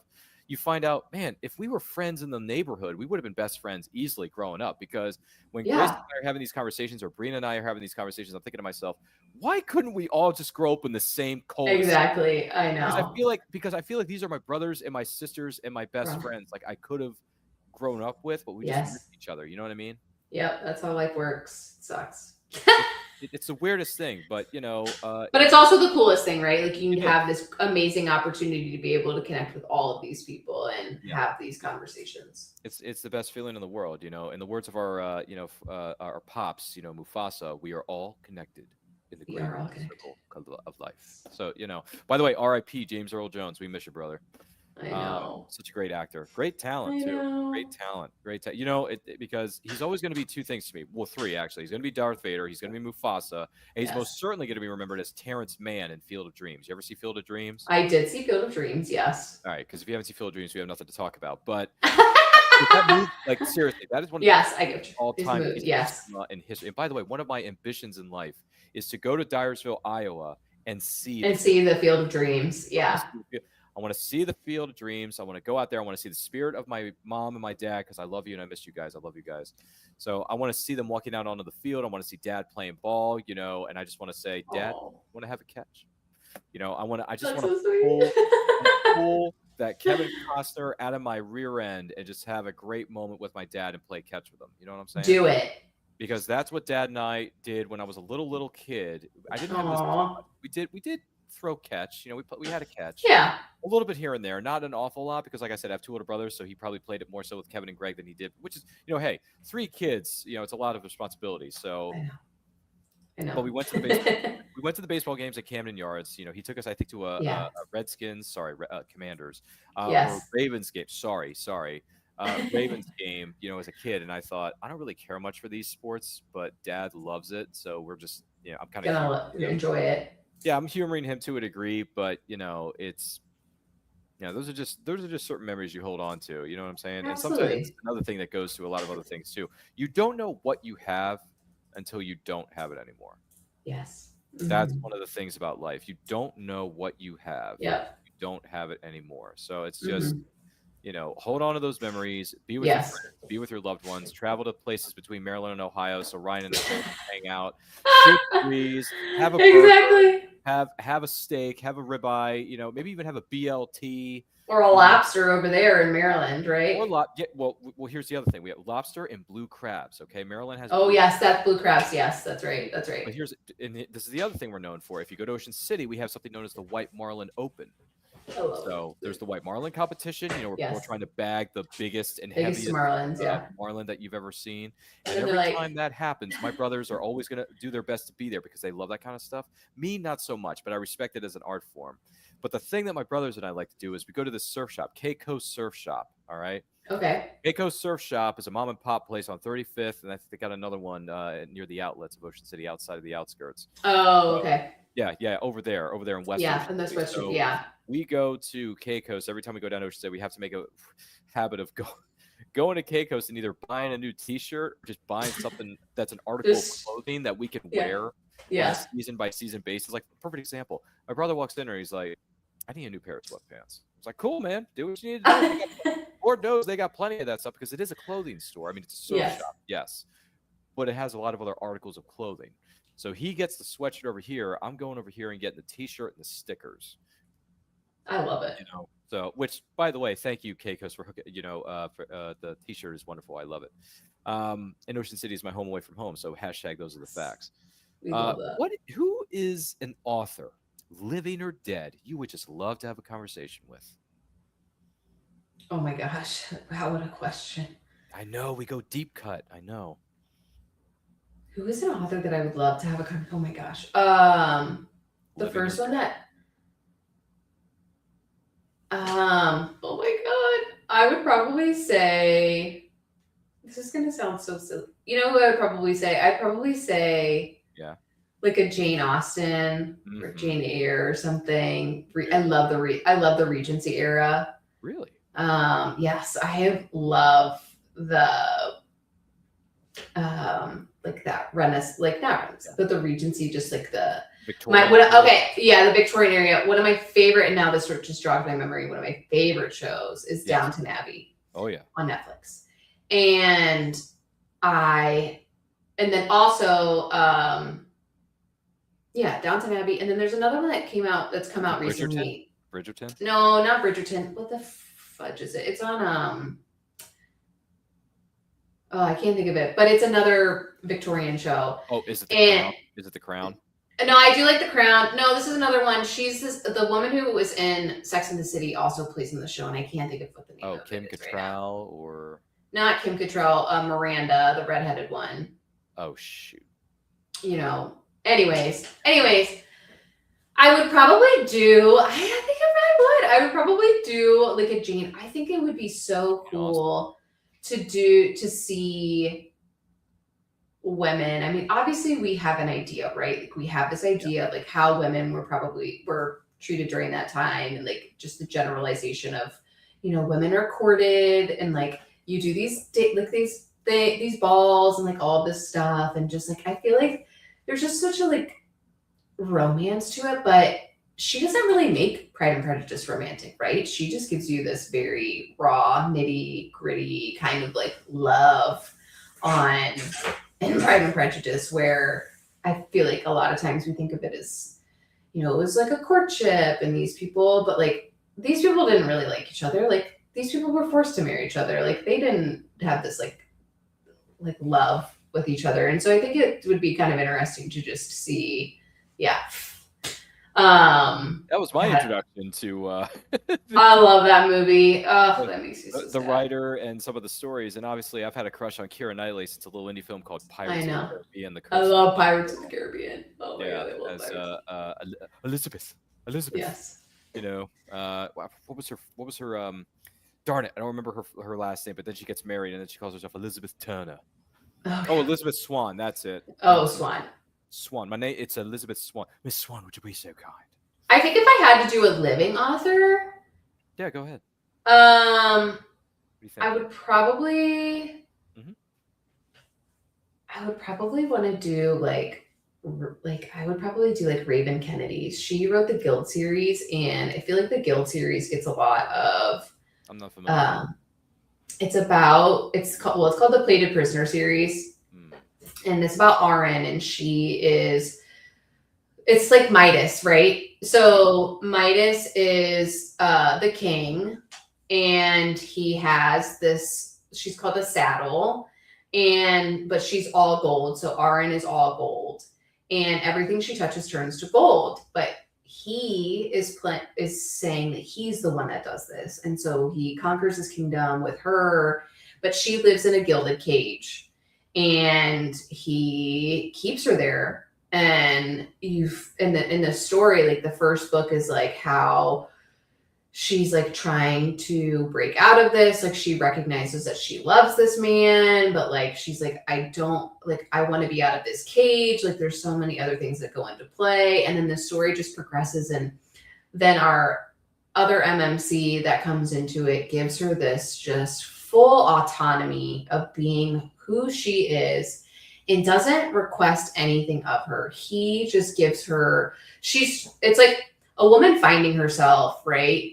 And or anybody, not just females, but males as well. And whoever you are, just you're finding yourself. And a lot of times we feel like we're in this gilded cage, like we're just surrounded by, you know, all of these things that are keeping us in. And we want to like break free. And so that's how Aaron does in this story. And you get to see this like progression over this time. And it's so beautiful. And Raven Kennedy just wrote that in such a beautiful way. And I would love to just have a one-on-one conversation with her, like, hey, I think you're so great, have a good day.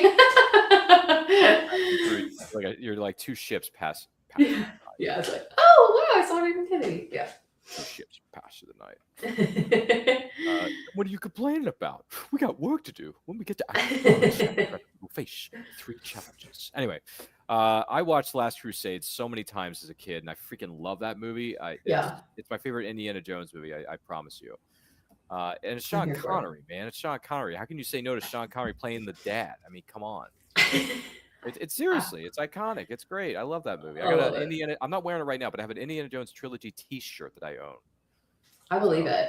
Yeah. Which, by the way, feel free to check out our good friends at hashtag not a sponsor of this show. But if they want to be call me maybe, go to tpublic.com because they have all your nerdy shirts. Believe me when I tell you, I have found so many nerdy shirts based around movie and TV and video game properties that are going to be in my wardrobe for years to come. I just bought a Mortal Kombat 1995 movie T-shirt 2 weeks ago. Love it. So, and I'm wearing. And by the way, this is a shirt that says "So many books, so little time." And the reason I have this is because this is from Wonder Book and Video, which is located in Frederick, Maryland. Hashtag not a sponsor.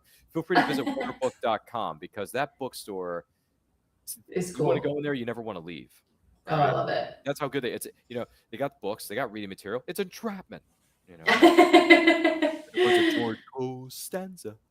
Sorry, my favorite sitcom is Seinfeld because my brothers raised me on it. So. Oh, I believe it. That's fair. About nothing. It's great. Yeah, that shows it all. Yeah. Do you have a favorite episode of Seinfeld, or you're not really much of a fan? I wasn't really much of a Seinfeld fan, but really, not your thing?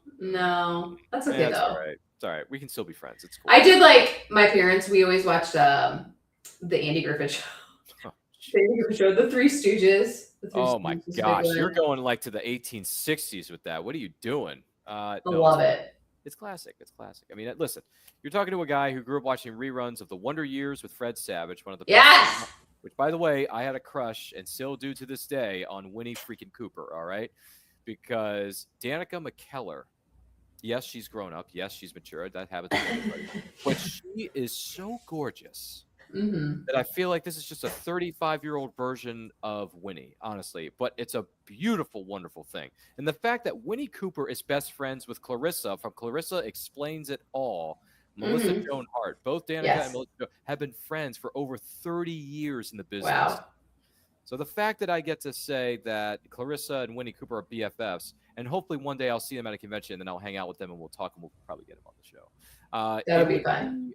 You know, it's like, okay, can you sign my Wonder Years DVD set? And then I'm going to turn over to Clarissa and be like, hey, Melissa, I may not have watched a whole lot of Sabrina the Teenage Witch, but I will say, Clarissa Explains It All. The theme song is tattooed in my brain. Na, na, na, na, na, na, na, na, na, na. You remember that? Yes, I do. And I love Sabrina the Teenage Witch. Oh, do you? Okay.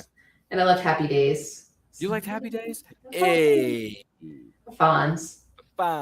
Hey. Fonz, I love Happy Days. It was so good. I feel like, man, you like a Henry lot Winkler? of sitcoms. My God. Well, let me ask you this. Did you watch reruns of The Munsters and The Addams Family? Oh, yeah. I love them. I love those shows. Those are like, man, the good old days are just so good. Now they're just... You know, I actually became a fan of The Munsters when I was watching our reruns as a kid. I actually liked that show. Yeah, I did. My family, like, we watched a lot of, like, the old school stuff, which was fun. I like The Munsters. The Addams. But all that stuff was so good, though. It was just like... It was wholesome. Yeah. It was so wholesome. It was wholesome. Do you remember the one with the dog, Lassie? You remember Lassie? Yeah, of course. Wishbone. Did you watch Wishbone? It's funny you say that because I remember watching a few episodes, but I didn't love the show. Really? I love Wishbone. I didn't. This is going to sound like blasphemy in the airwaves, but I did not is. really care much for Wishbone. I respected it. I thought it was okay, but I was Rude. drawn through watching episodes of Reading Rainbow and Mr. Rogers' Yes. Neighborhood. I love Mr. Rogers. Did you ever watch like Arthur? I mean, the theme song is iconic, so yeah. I mean, everybody that you meet, everybody that you meet, to get along with each other, and you say, "Hey, hey, what a wonderful kind of day!" Come on. No, I know the whole thing. I love it. I love that show. It's good. Yeah, Arthur was. I watched reruns of it. I went to the library and had my mom check out the VHS tapes. You remember VHS tapes? Anybody remember VHS tapes? Yes. Yeah, there were VHS tapes of that. I remember the theme song. I remember the books because Arthur was based on a book series. I'm trying to think. Did my mom buy me some of the Arthur books? I think she bought me. Did you get the Wishbone books? Like, Wishbone had books. Oh, he had books. They were a big hit at the, what do you call it, the Scholastic book. Yeah, I think they were Scholastics. Did my mom buy me one of those books? I don't think she did. No, I didn't have Wishbone books. I'm so sorry. No, that's okay. I had Arthur books. I had Animorphs books. I had Goosebumps. I had Boxcar Children because once again, I love the cover. And it was a story about family going on these crazy, wild mystery adventures. What was the other book series we had? Did you ever do the Magic Treehouse books? They came across my desk, but I never read them. I was more of a Magic School Bus fan. Oh, I love the Magic School Bus. Miss Frizzle all day. Miss Frizzle, best teacher in the world. Which, by the way, if you ever get a chance to go to Comic-Con, I have met. There was a woman there who dressed up and looked exactly like Miss Frizzle with Liz. Does she really? With Liz on her shoulder. Oh, does she? With Liz, yeah. There's a woman I met at a convention. She was wonderful, and we took a picture. It was fantastic. And I said, "Oh my gosh, Miss Frizzle does exist. It's not just an animated series, Nicole. It's real life. It's a real thing." I believe it. You know, what is it? Was she a teacher? Because that would have just been like the icing on the cake. She may have been a teacher. Yeah, the woman I spoke with. Yeah, she's a real life teacher, if I'm not mistaken. Isn't that right? Let us know in the comments. I'm curious to hear your thoughts. But the theme song for that, I mean, come on. You know, seatbelts, everyone. Please let this be a normal field trip with the frizz. Hey, cruising down Main Street. Yeah, your life is feeling good. Come on, Nicole, sing it. No. Oh my God. You know how to sing. You can sing. I know. Let me ask you this: as a fun activity, have you ever done something known as karaoke before? You know, I have a long time ago. Oh, come on! You don't do it today? No, I'm so busy. I can't go to karaoke. What are you talking about? Oh, I gotta read 150 books a year. What are you talking about? By the way, that's a Guinness Book of World Record right there. I'll tell you what, if me and some friends of ours ever pass through the great state of Ohio, yeah, let's do it. We see you there. We're gonna be like, Nicole, jump in the, pull a Mean Girls. Hey, loser, get in. We're going to karaoke. Let's do it. By the way, I would never call you that. By the way, I'd never say that.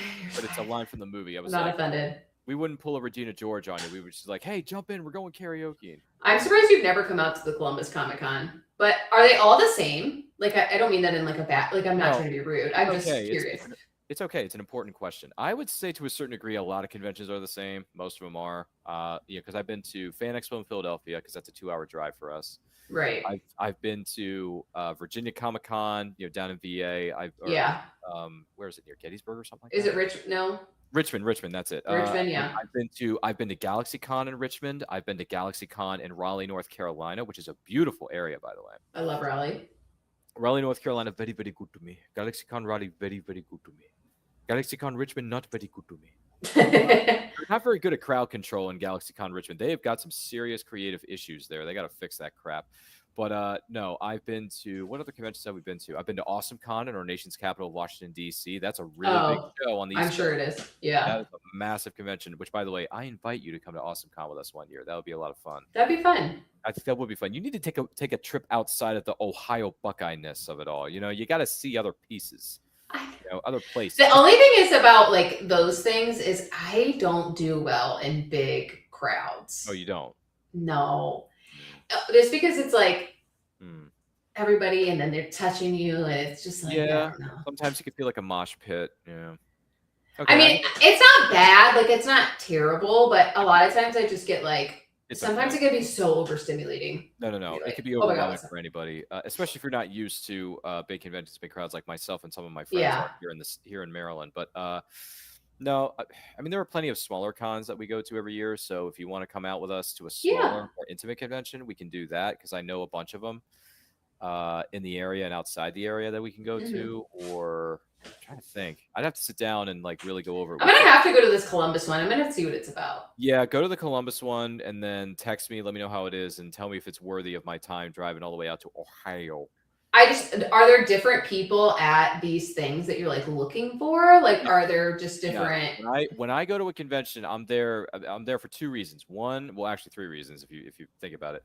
Reason number one is I'm there to network, get my name Right. out, tell to people, get people on the show, recruit people to be on And I Quote, which is just part of my brand. It's part of who I am. Number two is I want to go to Vendors Alley, meet as many of the vendors as I can. Sure. Because the independent creators like yourself and everybody else who goes to these things or tables at these things are very important to me. They're very Sure. important to have in my circle.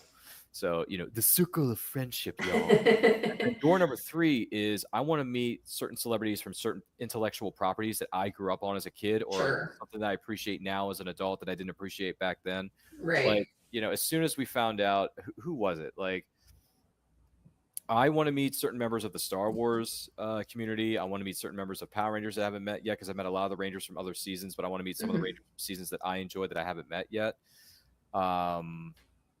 I mean, it comes down to certain celebrities, depending on when the show is what drives me to go to these things. I think it's a celebrity thing that drives me to go to these things more than anything else. But I mean, if my friend wants to go and says, hey, we're going to the show, we want you to tag along with us, it's not going to be very celebrity heavy. It's just going to be, like a chill, yeah.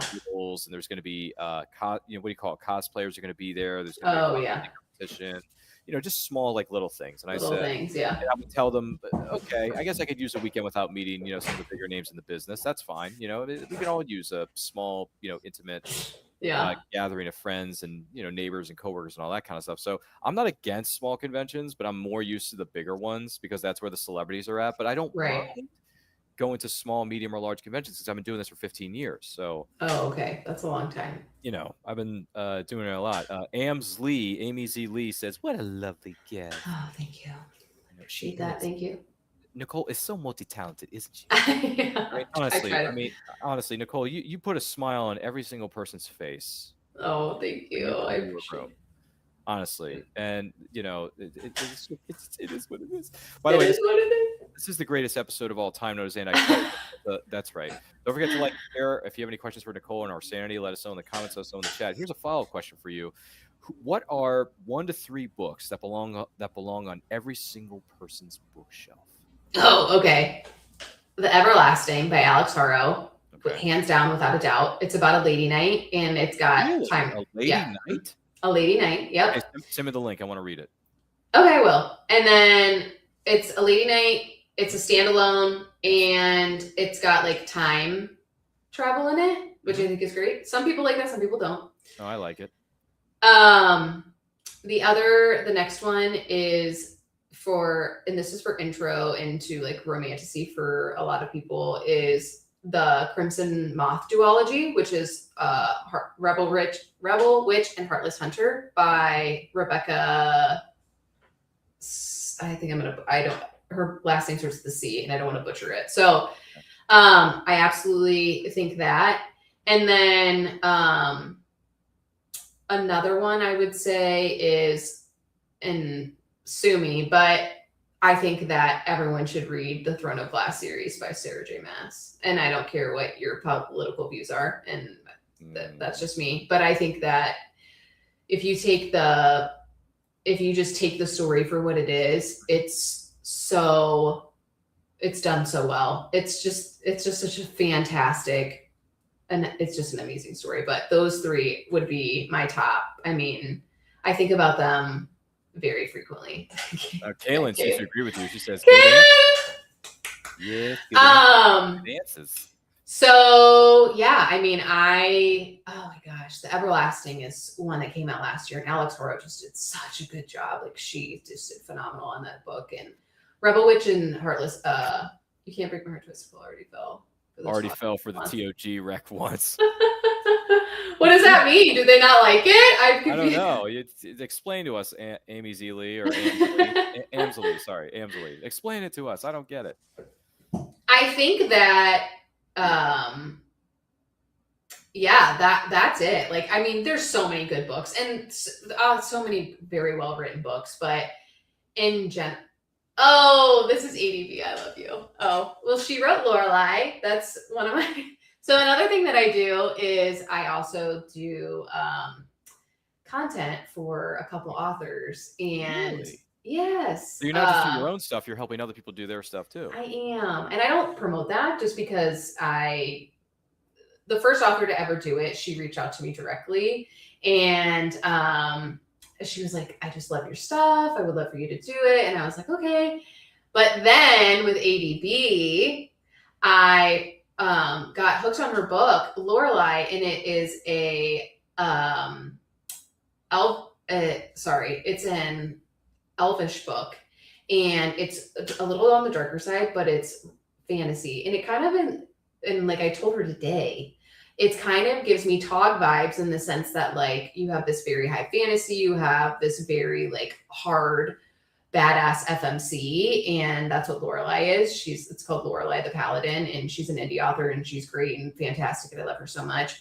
But that's so funny that she said that. But I told her that when I was reading her book, I said there's a moment in Tog in the series that reminded me of a moment in Lorelai, and I just thought it was so great. But yeah, those would be my top three. She Willikers. Yeah, she goes on to say, laugh aloud. She told me to read TOG. It broke my heart. I'll never get over Sam either. I don't know what any of this means because I'm new to this whole thing. But I'll never get over Sam. You know what? I would recommend to you, if you didn't read anything else this year, I would absolutely recommend you reading Tog, because it is not a Throne of Glass. Throne of Glass. Throne of Glass. Okay, got it. Yeah, Throne of Glass. I would absolutely recommend reading it because it is pure fantasy. Is it? And the difference between fantasy and romantasy is exactly what it means. Is fantasy is like, yes, there is a love moment. There's love in most books, right? But romantasy is more like, to me, feels more lust forward, where it's like these two people meet and it's like an instant attraction, and then they're like, they go into this thing, and like love is the main plot of the story, right? Where you have, and then like the conflict can be like a side plot. But true fantasy to me is like a George R.R. Martin or a Lord of the Rings or something along those lines. And Throne of Glass encompasses that to me in that way. Now, ACOTAR, which Sarah J. Maas also wrote, is romantasy at its finest, because it's love forward, it's lust forward, whereas Throne of Glass is not. And I would recommend it to literally my children to read it. I mean, anybody who's anybody. Yeah. There's a marketing phrase. She says, such a good book. Love Lorelai. See, Kaylin loves Lorelai. Which when I think of Lorelai, I'm thinking of Gilmore Girls. Lorelai. I know, I love the Gilmore Girls too. I think of that.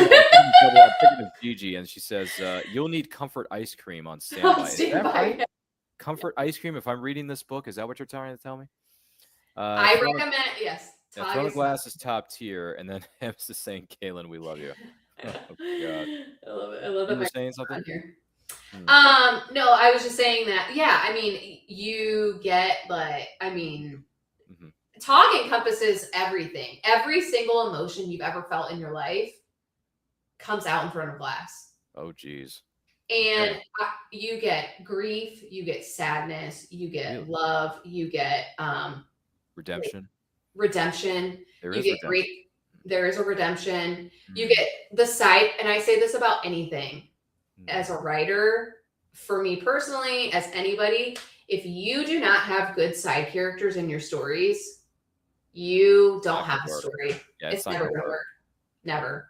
Yeah. No, that's something I would give, what do you call it, applaud Bobby Nash for doing in his Snow series, because all the side characters that are around Abraham Snow, who's the main character of the story, they add so much layers to it. And not only that, they're fun characters to be around. Yeah. Because they either add to the dilemma that Snow got himself in, or they try to help him get out of it. And they do it with a smile on their face because they'll crack a joke or a little line at the end of certain missions or side quests that they're doing. And I'm thinking, I feel like I could see myself hanging out with these guys, because I looked at Bobby one day and I said, Bobby, your series of, Snow, which is the Abraham Snow series, reminds me of Burn Notice a little bit, because Burn Notice was a great show, by the way. Yeah. A little bit of Burn Notice, a little bit of Justified, a little bit of Die Hard, a little bit of 24 with Jack Bauer, Kiefer Sutherland. Like, it reminds me of all these things. And he actually ended up taking that tagline that I told him. I said, this is a combination of Die Hard, 24 meets Burn Notice. And he published that on the back cover of his latest book. I love it. That's so great. It says, this is a combination of so-and-so properties, Ryan Permerson of And I Quote. I'm like, what? And he didn't tell me he was going to do it. He didn't tell me he was going to do it. As soon as I got the book, because I told him, I said, Bobby, I want the latest book. I want to buy it from you. I don't want to buy it from Amazon. I want to buy it directly from you. Yeah. I says, all right, well, here's what I'll do. I'll get a copy from so-and-so. I'll get it here, sign it for you, sign it. I'll give you a bookmark. I'll give you 2 bookmarks. I'll mail it to your damn house. I love it. So he sends it in, and as soon as I open up the package, I look at the book and I look at the bookmarks. I'm like, oh, this is cool. Thank you so much, Bobby. This is cool. And then I flip over to see the back cover of the book, and it says, this is a cross between 24, Die Hard, and Burn Notice. Isn't that such a cool moment to like see your name in a book or on a book? Cover of a book. Yeah, mine was Direbound or Furybound by Sable Sorensen.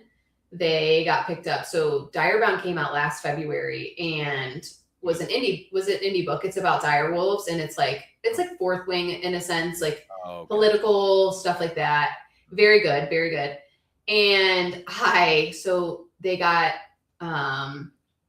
picked up trad, and then Furybound came out this year, and one of my girlfriends got an arc of it, and I mean I did as well, but she just texted me and she's like, your name is in the back of this book.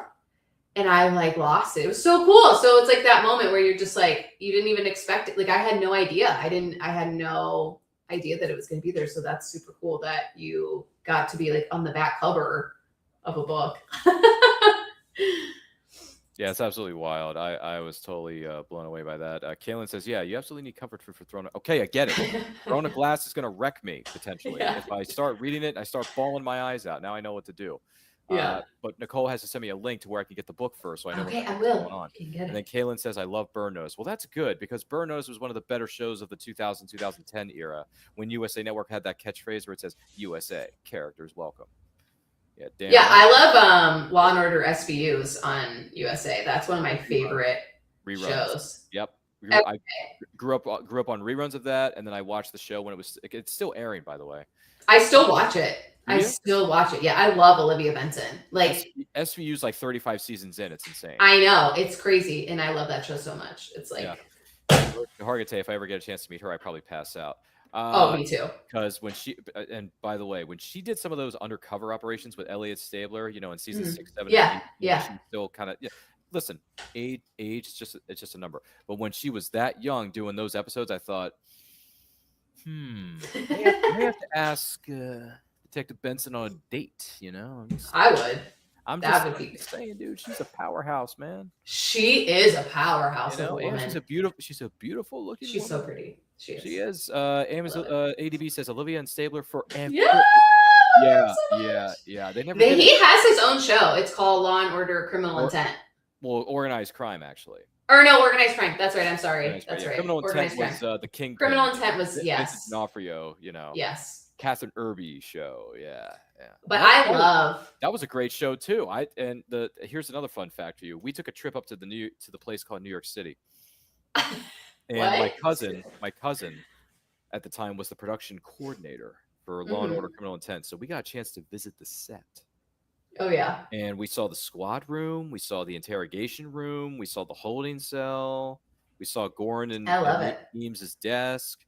And it was really cool. It was really cool. Unfortunately, the cast wasn't there shooting at the time. They were out on location doing another shoot. So I didn't meet D'Onofrio or Catherine, but if I did, especially with what I know now about how great of an actor Vincent D'Onofrio is, I probably would have lost my effing mind. Because the fact that he could go from playing a weird, Sherlock Holmes type detective on Criminal Intent to playing the Kingpin on the MCU with Daredevil, it's like, dude, look at your range, son. Look at your range. You're a badass, Mama Jamma. So yeah, no, that was fun. And I love Law and Order. I got some of those seasons on Diva. I got I all love the Law and spinoffs Order. that only lasted one season, like Law and Order Trial by Jury, Yeah. Conviction. One show that I Yeah. really thought should have continued on was the spinoff called Law and Order Los Angeles. I would have loved to have seen more of Alfred Molina, Corey Stoll, Rachel Ticketon, Terrence Howard, Alana De La Garza, who I still have a crush on to this day, on that show, because it was it's the same formula, but yet at the same time it's so different, because we've never been to LA in the Law and Order universe. I've never been to LA. I've never been to California. So to see Law and Order from that point of view, you loved it. Yeah, that's was fantastic. And even, I mean, Skeet Ulrich was a cop in that show. It's like you had all these veteran talent mixed in with each other, and you got all these different storylines taking place in different neighborhoods and different cultures and ethnicities and all this stuff. It's like, this is great storytelling, but unfortunately we only got one season of it. So, but the good news is I have it on Diva. It's not going anywhere. There you go. You can watch it as many times you want. I can watch it as many times as I want to. I'm blue in the face. Yeah, that's right. Blue in the face, y'all. So, it's just one of those things. It's just one of those things. But yeah, no, I will say this, if you find a community, stick with it. If you find something that you love, keep doing it. For sure. If you had told me 25 years ago that I'd be a published author, I would have said you were crazy. If you had told me 30 years ago that I'd be a talk show host in the form of a podcast host and producer, you'd be like, what? I would have said you were crazy. Right. But here you are. Yeah, here we are, kicking tail and taking names. So I do want to take this opportunity to say thank you so much. Yeah. From the bottom of my heart, to the other side of that screen, to Nicole, for being our guest on this week's episode of And I Quote, which, believe me when I tell you, this is going to get a lot of replay value because EB Steele is going to come back and watch this later. And he's going to tell his friend, and he's going to tell their friend. And do better. And so on, and so on. You know how these things go. Yeah, yes. I do, because I've seen Wayne's World too. I know how so, Nicole, thank you for being here and sharing a little bit about yourself and what you got planned for the future. If someone wants to know more about you and keep up to date with your massive, insane TBR list, or if they want to get recommendations on what books they should read to pertaining to certain genres, where can they follow you? And Enjoy Books Today on Instagram and TikTok. That's all I got. Super simple. And by the way, ADB is giving you a round of applause. Yeah, that's what she's doing. ADB. Thank you so much, Nicole. I'm going to talk to you here again momentarily, so stick around for me. Feel free to get some coffee and donuts in our non-existent physical green room we have in there in that backstage area. My name is Ryan. Follow me across all forms of social media. I'm so sorry, Nicole. Follow me at And I Quote. Where am I pointing to? Where is it, guys? Here it is, right here, right below my name tag. That's where you can follow us across all forms of social media. I do want to remind you that we do movie watch-alongs on Friday nights at 7 p.m. Eastern Time, and then we do And I Quote on Saturdays, 12 p.m. Eastern Time, unless otherwise specified, because sometimes we have certain guests that could appear at certain times and days, and we do our best to accommodate those individuals. We also got merch that's on sale right now because seasons are changing, so if you want a hoodie or a shirt or a long-sleeve shirt, t-shirt, or a coffee mug, or a sticker you can add to your water bottle. People have water bottles, Nicole. I know you got like 4 or 5 of those things roaming around there somewhere. So add an And I Quote sticker to the fray. All right, I'm just saying. It's all on sale at our Redbubble store, which is linked down below in my link tree. It's also linked in our social media bios. So make sure you check that out. Healthy reminder, if you want to get introduced to the Western genre, my short story, Wolf of the West, is published in Western Tales Volume 1, part of Veritas Entertainment, which is available in ebook, paperback, and hardcover on Amazon.com. So feel free to check that out if you want to introduce a friend, a family member, or coworker to the Western genre as a whole, with 16 different writers, 15 different stories. And I want to let you all know that Western Tales Volume 2 is coming soon. So get ready for that. That's going to be a lot of fun to read and dive into, if I do say so myself. Don't forget to like, comment, share, subscribe, ring that bell to be notified when the videos go up or they go live. Remember, life is better when supporting indie creators from all over the world. Take a look.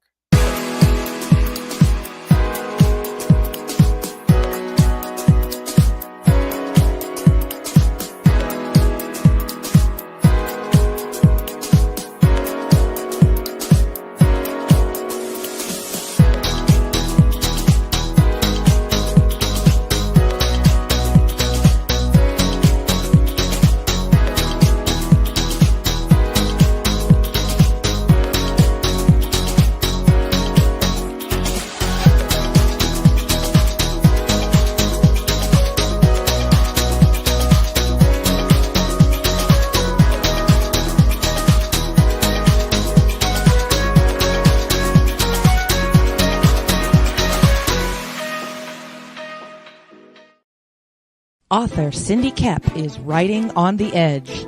Books include Remnant in the Stars, The Loudest Actions, Lines of Succession, Mindstorm,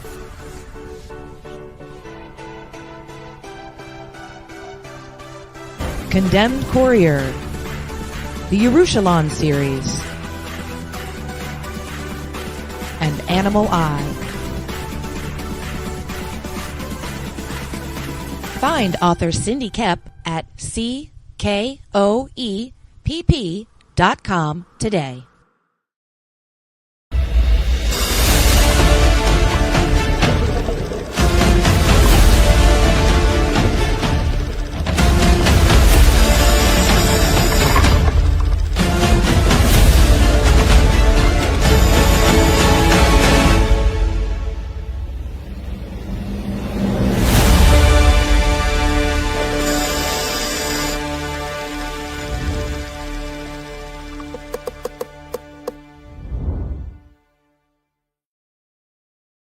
All right, I'm a little tired, I'm a little wired, and I think I deserve a little appreciation.